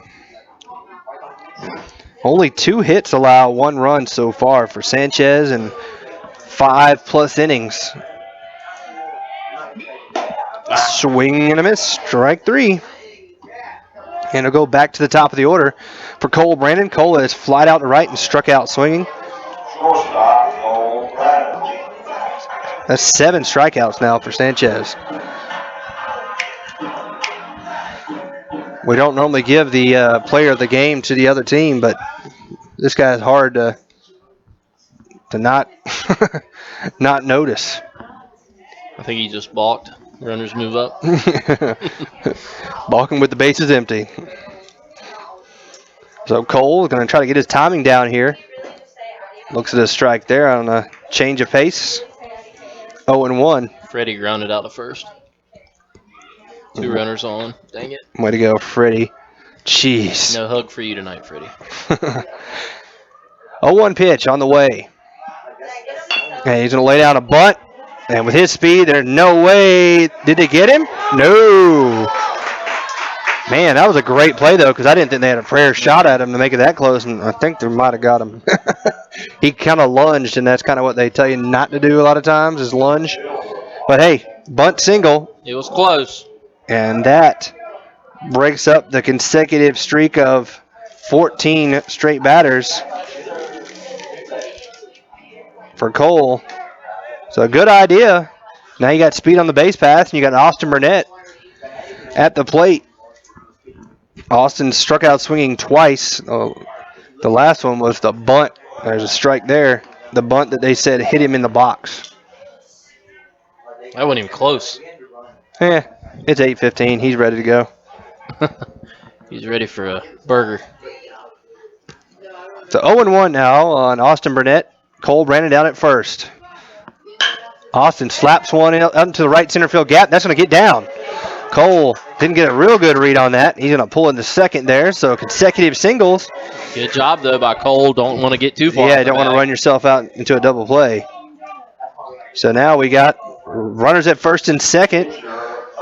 And Owen Jones, who will bat in Ryan Fitzpatrick's spot, who got thrown out of the game in the 4th. All right, who are these guys from the Mets? Eric Campbell, Kevin Plawecki, and I know who Wilmer Flores is, but Plawecki, I think, came up because David Wright? Giarno. Man, cricket pitch there, and that's going to advance runners down to second and third. So you put Sanchez in a situation now where you get some runners in on the base pass, and he's starting to go from the stretch a little bit more uncomfortable. But no, Plawecki, I believe, just came up because Giarno had gotten hit in the hand and broke his hand. Mm-hmm. Campbell's playing third, I believe, because David Wright's got a hamstring injury. Yeah. So he was on the 15-day DL, but I think he's coming back early or something. Well, you can't. You can't come back early from 15. That's right. Right. I forget. So once you're on it for 15 days, regardless if you're better. But the Mets are pretty good. They are 10-3, I believe, won 8 in a row since dating back to their win in the 3rd game of the series against Atlanta. So, you know what the Mets did? They did about the same thing the Braves are doing right now 2 years ago. So they're starting to see their stuff paying off. They got a very good pitching rotation, and they're starting to get some of their younger hitters up. But we're the Braves, and it's going to pay off this year. Oh, hey, it's definitely a lot better start than I thought it would be. And I predicted this team to win 85. That was my prediction. I mean, everybody's thinking they're going to be well below 500. I just don't see it, personally. Too much good pitching to not allow that. I agree. And contact hitting will keep you in the game. So, we'll see. 1-0, though, on Jones. He squares around and pulls it back for a strike, 1-1. Looked like kind of a safety squeeze, maybe. What's the deal with Mike Minor? I think he's done. Yeah. Elbow? Could be. And there's a strike over the outside corner. 1-2. No, it's not the elbow. It's actually the shoulder. And they can't identify it. So that's always like the worst thing. They don't see anything on MRIs, and that's the scary part is, can't even diagnose it. And there's a slap into right field off the glove of the first baseman, and it's going to fall in for a single. Runners advance, and that's going to score an RBI there. So Hathaway, you know what? He kind of overran it. I think he thought it was a lot harder than it was, and it kind of hit the heel of his glove, and then he lost it. So that'll go as a single and an RBI. I'm going to put the mojo on him. Uh-oh, not looking good. Mets got 2 runners on. No outs. Right fielder, Giles Amos. I have no idea what that music was we just listened to. Was that the guy that just got arrested in Statesboro for having guns? No? That was Valdosta. No, Migos, whoever Migos is, just got arrested for cough syrup and all sorts of stuff down in Statesboro. He's in prison. And there's the ball outside. I try to keep... Migos? It's 3 guys. But they just go by Migos. Like Migos? Right, but it's... Migos? So it's like that Airheads movie. It's like... The Lone Rangers. Remember? How can you pluralize the Lone Rangers? Huh? 1-0. 1 out here. Runners at the corners. Giles. Whew, that was a close pitch there. 2-0 now.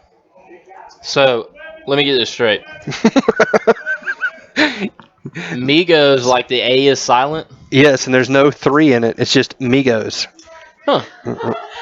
And right now they're in prison. Prison. There's a strike. Because they got... And this generation down here probably... Y'all know who that is? Yeah. They just got, literally in Statesboro, they had a loaded gun on the college campus. They had codeine cough syrup. I think it was all sorts of stuff, like a drug too. Like Robitussin? Yeah. Put some tussin on it. Nothing like Chris Rock. When you run out of it, put some water in it, shake it up. Got more tussin. And that one fouled off the screen there by Giles, so evens the count 2-2. I mean, 1 out here. Runners at the corners for Westfield. They trail 7-2 here in the bottom half of the 6th inning. Giles Amos to the plate. He has an RBI double back in the 1st and then struck out swinging in the 4th. These kids over here, they missed out on the 2nd greatest decade of music. The 90s? Uh-huh. No way, man. 80s. 80s. 2nd greatest is the 2nd great. What was the best? 70s? 60s. 60s? Mm-hmm. Well, 70s too. Hangover. Giles swings through that one there. 70s had a lot of good Southern rock. Oh, I'm sorry. I gave Giles a strikeout earlier. I take that back. He had a double and a fly out left. That was his first strikeout. Aiden Murphy, the batter. And I think he was telling y'all to turn it down. So Aiden steps up here. He grounded out to second and struck out swinging back in the 4th. Got a chance to drive in a run here. And he drives one into center, and that's going to fall and get the run in.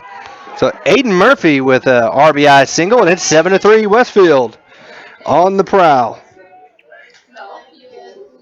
Bases loaded. Jonathan Neese up to bat. No outs. That's the guy you want up, the pitcher. You need a ground out here. 1, 2, 3 double play would be awesome-o. 1, 2, 3, 4. So Bledsoe will come to the plate here with runners on 1st and 2nd. Westfield's got a pair here in the 6th to draw this game to within 4 runs. 3 balls and 1 strike right now. We got 2 games being broadcast at once. How about that? Sorry. Timeout called there by the catcher. He's making sure he gets the right pitch call here. But Westfield's done a pretty good job. They've gotten 3 hits here in this inning, 2 RBIs. They got a bunt single from Cole Brennan that kind of got it started. Burnett scored, or had a double, or a single, excuse me, and then a single by Owen Jones. And there's a strike. 0-1 to Bledsoe. Bledsoe has grounded to short and struck out swinging back in the 5th.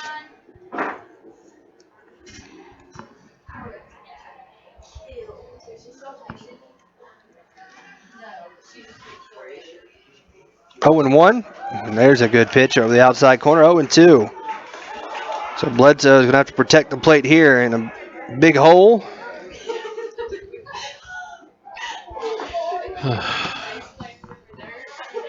They scored? Yeah, on another throwing error. Eesh. So 0-2. That one way outside. The catcher comes up with it, and he loses it again, but not going to advance down there. And keeps runners at second, first and second. What's the score then over there in that game? 1-0. A throwing error. Must have pulled somebody off a bag. So 1 ball, 2 strikes. You don't get the pitcher out. I don't understand. Ooh-wee. That looked good. Must have been high. So it's 2-2 now. It says Gosselin fielder error. Campbell scored. Must have been trying to throw it home, or I don't know. Yeah, they're probably playing in. I bet you they had the infield in. So 2-2. Solid base hit out to right field. That's going to be a close play at the plate. But they're going to hold him, and he's going to airmail it. That would have been close. So the bases will be loaded now for Tanner Westbrook. Sorry about that. Camera got a little adjusted.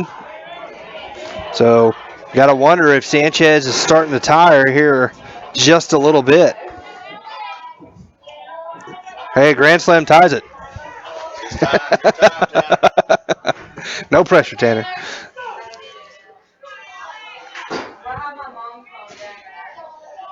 So 2 outs here. Bottom of the 6th. Westfield down by 4. Bases loaded.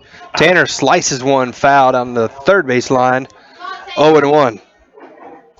3-0. Nobody out? Nope. That's awesome.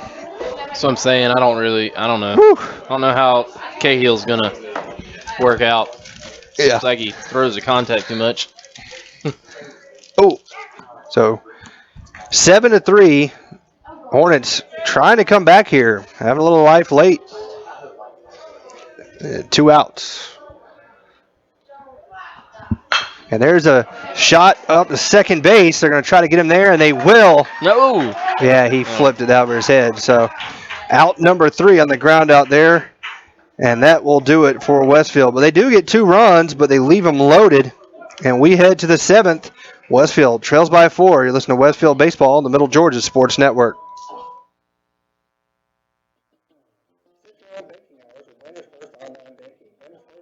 Banking allows you to connect and access your bank accounts 24/7. For those that are always on the go, you can check your balances, pay your bills, transfer funds anytime and anywhere you have internet access. Let Planners First Online Banking make your life a little easier. Planners First, a legacy of excellence since 1896. Member FDIC, an equal housing lender. And now back to the diamond for more Westfield varsity baseball action on midgasports.net.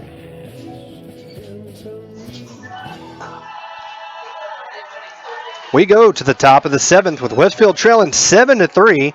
Austin Burnett will come on the pitch for Westfield. Ooh. Be the first time we've seen Austin this year pitching. Yeah, 2 scoreless innings there from Owen Jones, and done what he's been doing and pitching extremely well here as he held them to no runs in those 2 innings. So good job by him. And it will be Luke Buswell. Playing center field, Giles Amos. Right field, Tanner Westbrook. Playing second base, Owen Jones. So we got a lot of shifts going around here. John Walker Moore stays in at first base. Austin Burnett, now the pitcher. Giles goes to center, Tanner to right. Over in left field, it looks like, I'm not sure who that is, to be honest with that Wyatt Young out there. Yeah, because I don't see Ben Murphy. You still got Aiden Murphy at short and Cole Brandon at second. Owen Jones Cole's at short. Owen Jones is at second base. I can't tell who that is. So Luke Boswell will lead it off. Luke has grounded to third, reached on an error and scored, and then struck out swinging. He was actually the batter who reached on that error by Cole that kind of got that whole inning going back in the fourth. So Austin will step off here. Fourth pitcher of the night for Westfield.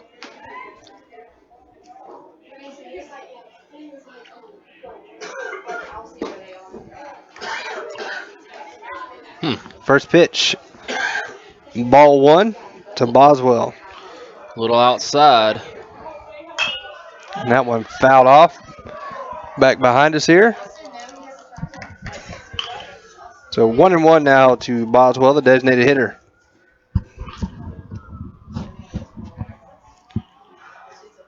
Burnett leaves that one upstairs, 2-1.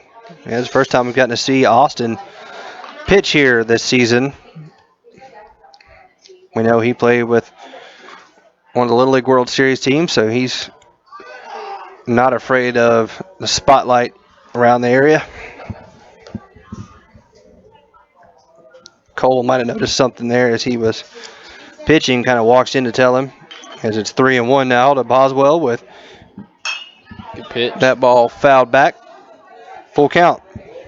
Cornelia will be on deck, I believe, or it looks like they might even have another pinch hitter. Looks like 14, not 16. Both teams clearing out their bench here late. That one inside, rip foul. Right out the fists. Count remains full here in the top of the seventh with Westfield trailing by 4, 7-3. Austin Burnett with a full count pitch. And a little weak bloop off his glove. And he is not going to get him there. That one might have been off the tape on the hands. It was kind of a screwball. Austin had it hit off his glove and unfortunately made it just soft enough not to get out to Owen Jones. Yeah.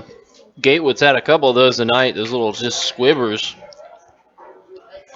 And right there, just not able to come up with it.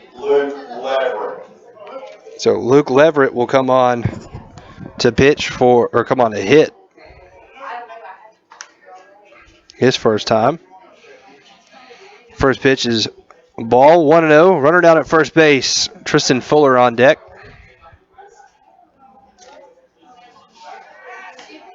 They check him over there at first. He's back safe.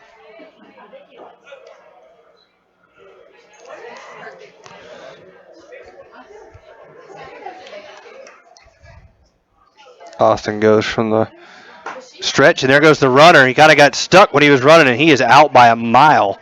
Woo! Good throw by Brian Bledsoe. But you're right, he kind of got caught in between, and he was dead to rights when he did that. Any hesitation?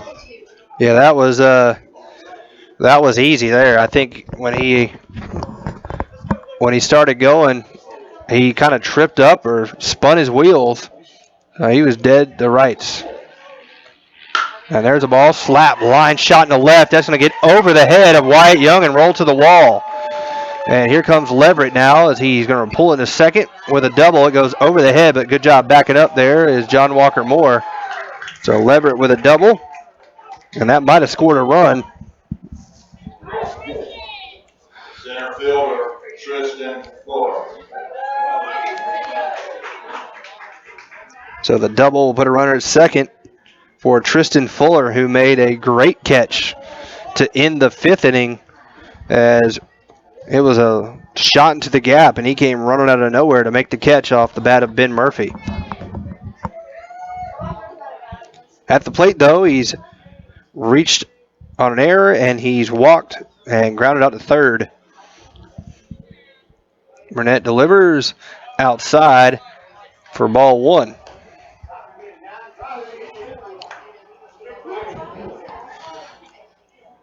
Austin just needs to try to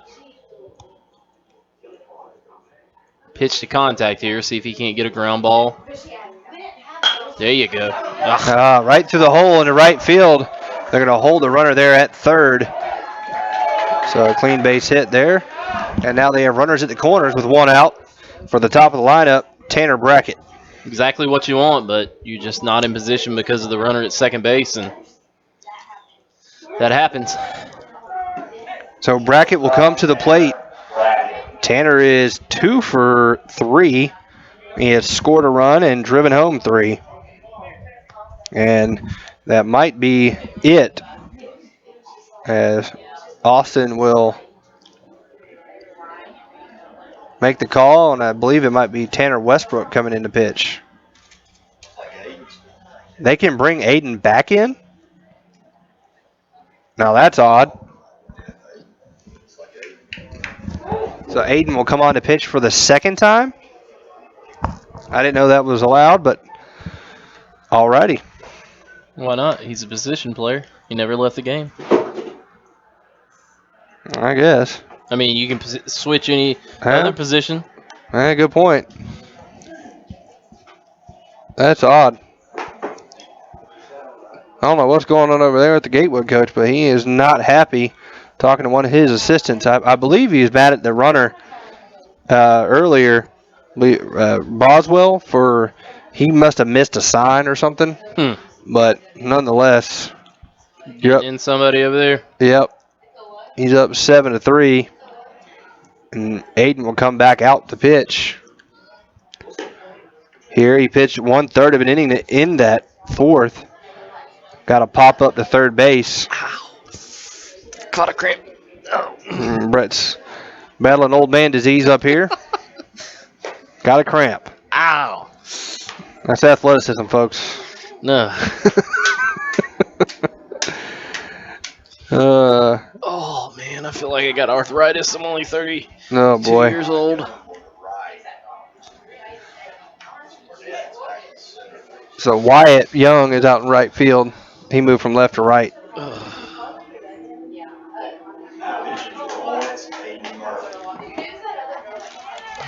So Brackett will come in, and he'll take on Aiden Murphy. And it looks like they're going to do another switch. What are they doing here? Oh, they're going to flip-flop, put Giles in right, and keep Wyatt Young in left. Man. Whew. Falcons' schedule is out. Open up Monday night at home against the Eagles, go to the Giants, go to the Cowboys, home against the Texans and Redskins. Good Lord. That's a tough draw right there. There's a pitch outside for ball 1. That's what you get when you pump. Fake noise in. Fake noise in. Then they got at New Orleans, at Tennessee, home for Tampa, home for San Francisco. Bye week. Then they got the Colts and Vikings. That's generous. They're home for a long time. That's cool. So 1-0. That pitch inside, ball 2.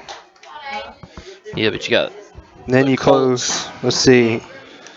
Then after that, you go 3 straight road games. So that's tough. You got Tampa Bay, Carolina at Jacksonville. And you got Carolina at home and the Saints at home to end the season.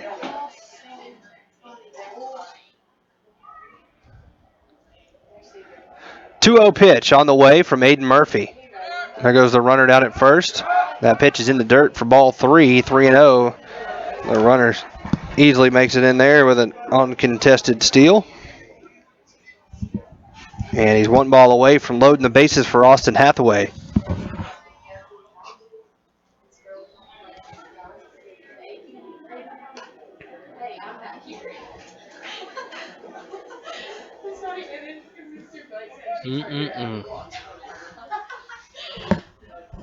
So 3-0 pitch on the way from Murphy. There's a strike. Pitch right there.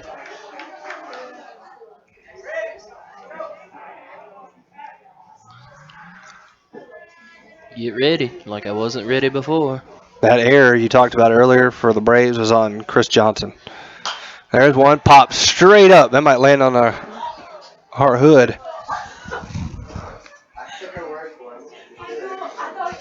So Bledsoe tosses the mask there.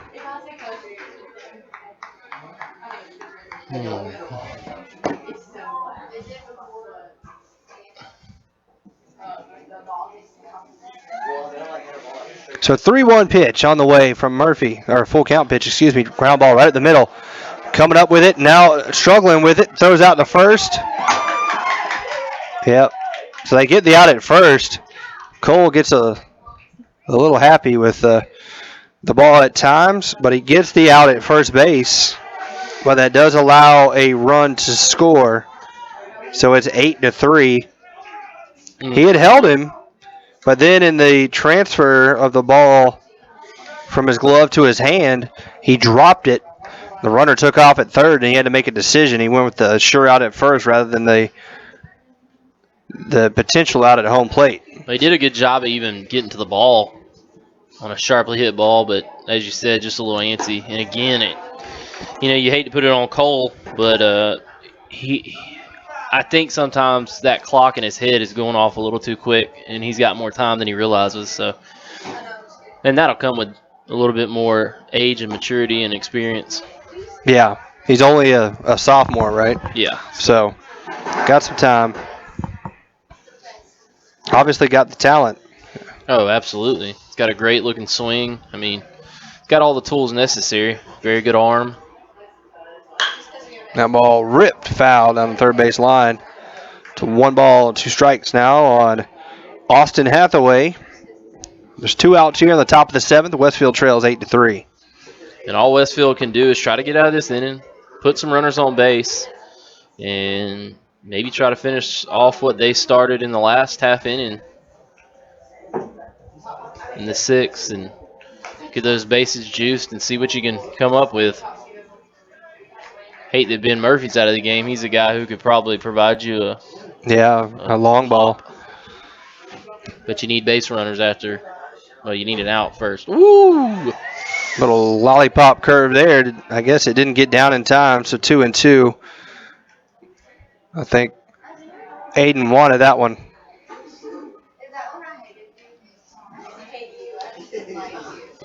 So he steps off. He was not liking the choice of pitch from Brian Bledsoe, so he's waiting. Now he likes what he's got.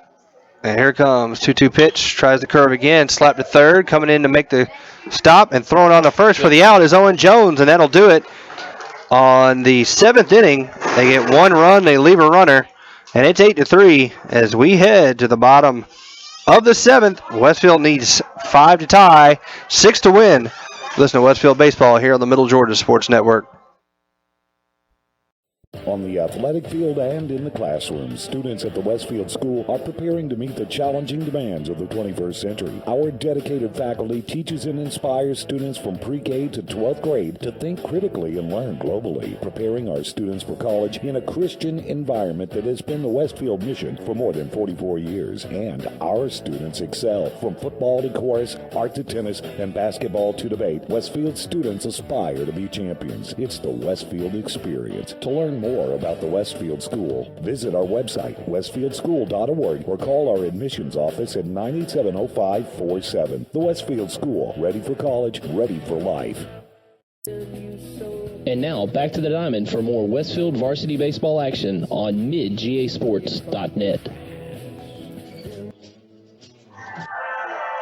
We go to the bottom half of the 7th inning, and Alex Sanchez will look to go the distance here as he leads 8-3 over the Westfield Hornets. And for Westfield, it will be the top of the order here to close that. No, I'm sorry. It'll be Wyatt Young, I believe. Ben Murphy was scheduled to come up, but Young took his spot.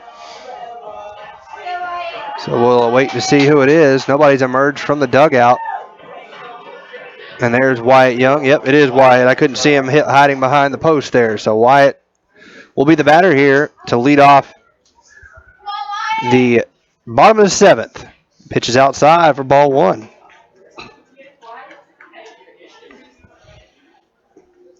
Wyatt's a good little basketball player. Got to watch him a little bit on the B team as he looks at the ball there inside 2-0.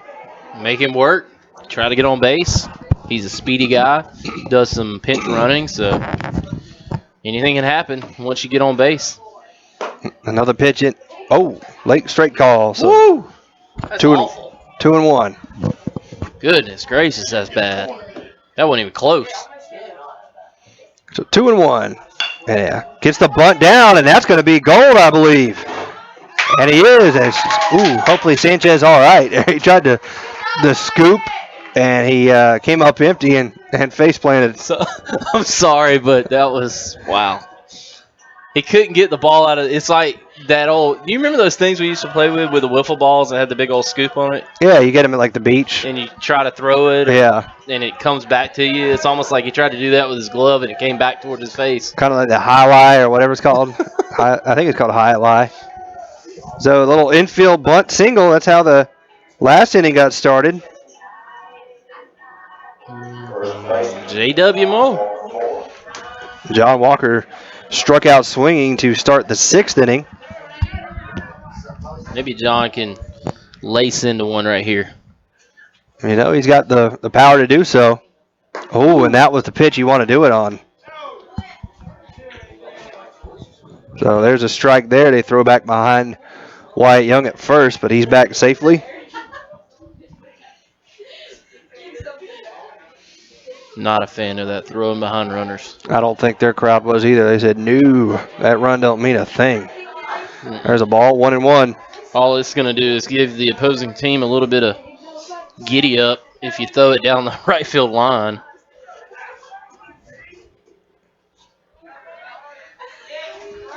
So 1-1 pitch on the way from Sanchez to John Walker Moore.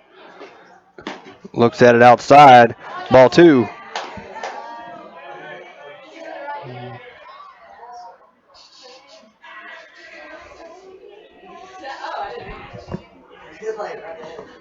We're in the bottom of the 7th. No outs. Westfield down by 5. Runner on first. John Walker Moore looks at a strike there of the inside corner. 2-2. Obviously, I'm at a complete bad angle because that did not look like a strike either.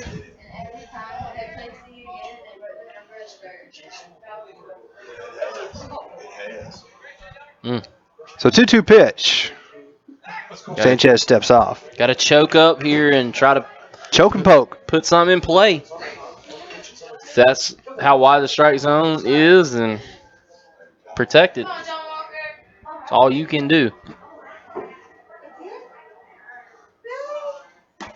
That one's outside, and Wyatt Young will advance on the pass ball there, or the wild pitch, I should say. And it's a full count. And as you said, Wyatt doing what he's doing is great, but for Gatewood, he means nothing.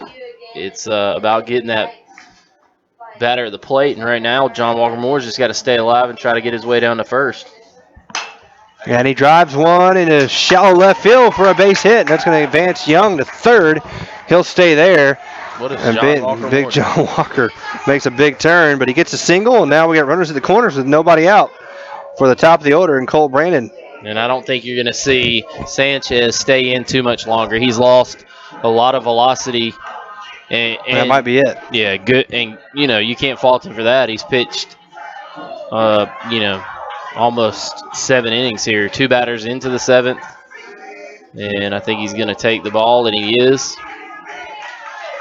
So we'll see what the incoming pitcher has. We'll take a quick break, be back with the rest of the bottom of the 7th. You're listening to Westfield Baseball on the Middle Georgia Sports Network. Set your own banking hours with Planners First Online Banking. Planners First Online Banking allows you to connect and access your bank accounts 24/7. For those that are always on the go, you can check your balances, pay your bills, transfer funds anytime and anywhere you have internet access. Let Planners First Online Banking make your life a little easier. Planners First, a legacy of excellence since 1896. Member FDIC, an equal housing lender. And now, back to the diamond for more Westfield varsity baseball action on midgasports.net.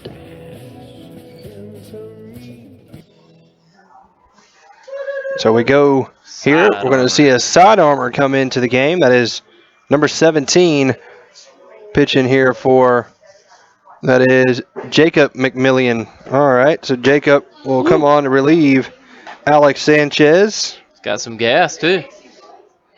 Sanchez pitched 6+ innings, gave up 9 hits. He's allowed 3 runs. He is responsible for both runners on base. He had 8 strikeouts. An important thing here, he didn't have a walk. And that's always that's successful. If you can pitch with no walks, that's a pretty big deal there. Ooh, just a bit outside. So a little submarine pitching. That pitch right there would have gone behind John Walker Moore. So overall, good night for Sanchez. He's got a little pop. But yeah, Sanchez pitched great. I tell you what, the first inning double to the wall by Giles Amos, and it looked like some good signs for Westfield, but he really ratcheted it down and the rest of the night other than the sixth inning, and he started getting a little tired, and then you saw it here in this bottom of the seventh. So Westfield's got 2 runners on because of that, and hopefully they can get some damage here with Cole Brandon up. So Cole looks at a strike there. Cole had a bunt single his last time up to go with a fly out to right and a strikeout swinging. So 1 for 3 on the night for the Westfield shortstop. I'm sure he'd like to atone for that error here with a big hit. Swing foul tip into the glove. 0-2 quickly on Cole Brandon. Austin Burnett is on deck.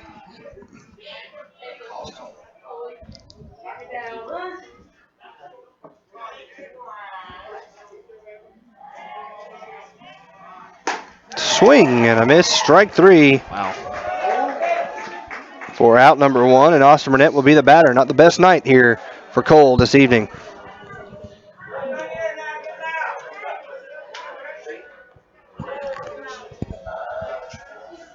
So Austin will come to the plate. He singled and scored and struck out twice and fouls that one there at the plate.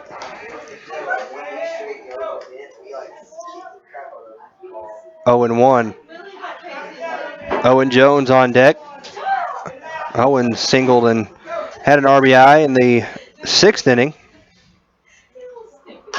Side armor jams Austin there, and he's quickly hit 0-2. So he's come in and thrown 5 pitches, all strikes. So McMillion's not messing around. Yeah, I mean, that's what a closer does, I guess. Yeah, that's what you're supposed to do. Come in and put it over the plate.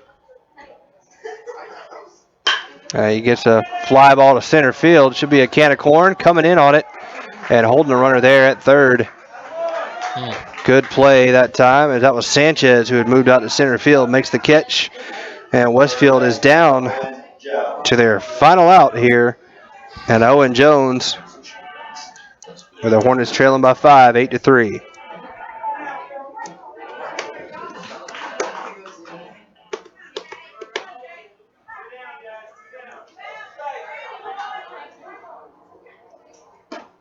Jones looks at the pitch high there for ball 1. Again, go ahead. No, I was about to say again, Westfield got runners on the corners here.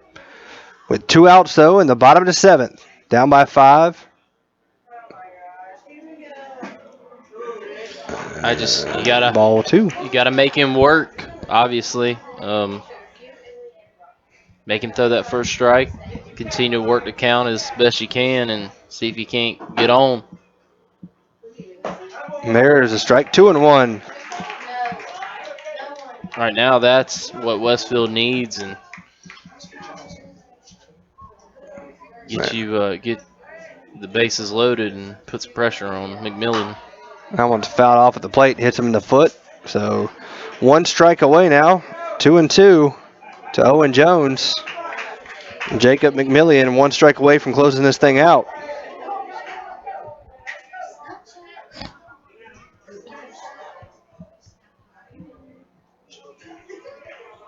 There's a ground ball to pitcher. What a play by McMillian, and he throws out Jones to end the ball game. Westfield loses one here. 8-3 your final.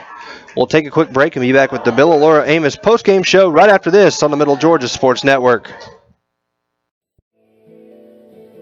The Middle Georgia Sports Network would like to thank the following sponsors for their support of Westfield baseball this season: Sonic, America's Drive-In, Planners First, Brandon Outfitters, David Reagan Ford, Com South, and proud parents and supporters of Westfield Athletics, Bill and Laura Amos.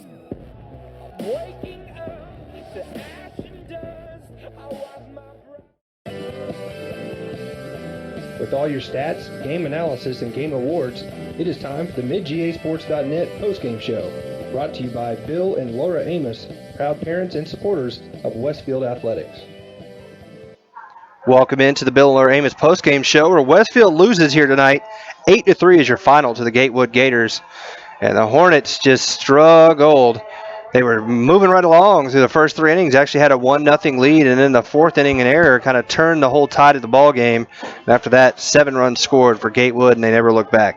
Yeah, absolutely, but you got to give Sanchez from Gatewood a lot of credit, and he pitched a wonderful game for the most part, other than a few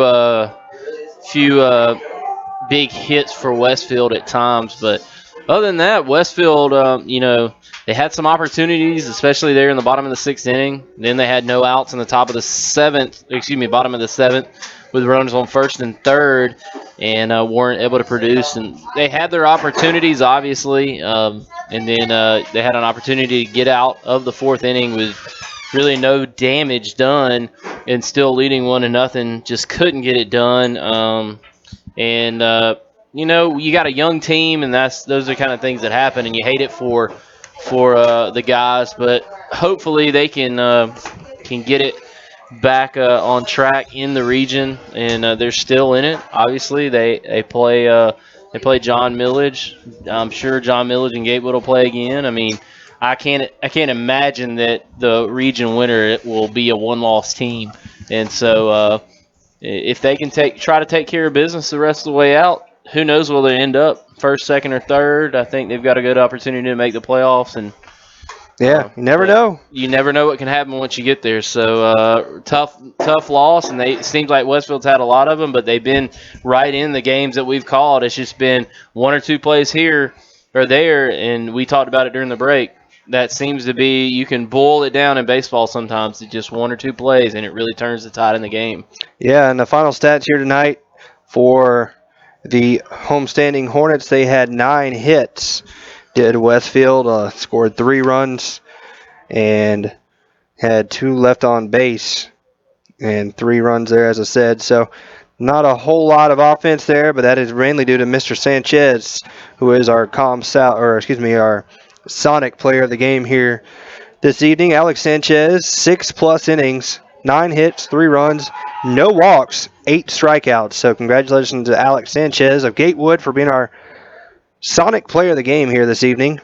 And he just dominated for Westfield. It was 8 runs allowed. 2 of those were earned. 6 of them scored after that error there in the 4th, and that was really the name of the game. So Westfield loses here this evening 8-3. They fall to 6-11, and they will be back home here on Saturday, weather permitting, against John Millage, and I'll do my best to be here and give it a shot. Brett won't be available, but I'll do what I can to get here and try to make it happen. So anyway, Westfield loses tonight 8-3. For Brett Taylor, I'm Kenny Koper. Thanks for listening to Westfield Baseball here on the Middle Georgia Sports Network.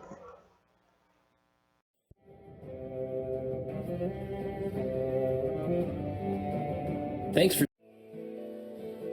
the Middle Georgia Sports Network would like to thank the following sponsors for their support of Westfield baseball this season: Sonic, America's Drive-In, Planners First, Brandon Outfitters, David Reagan Ford, Com South, and proud parents and supporters of Westfield Athletics, Bill and Laura Amos.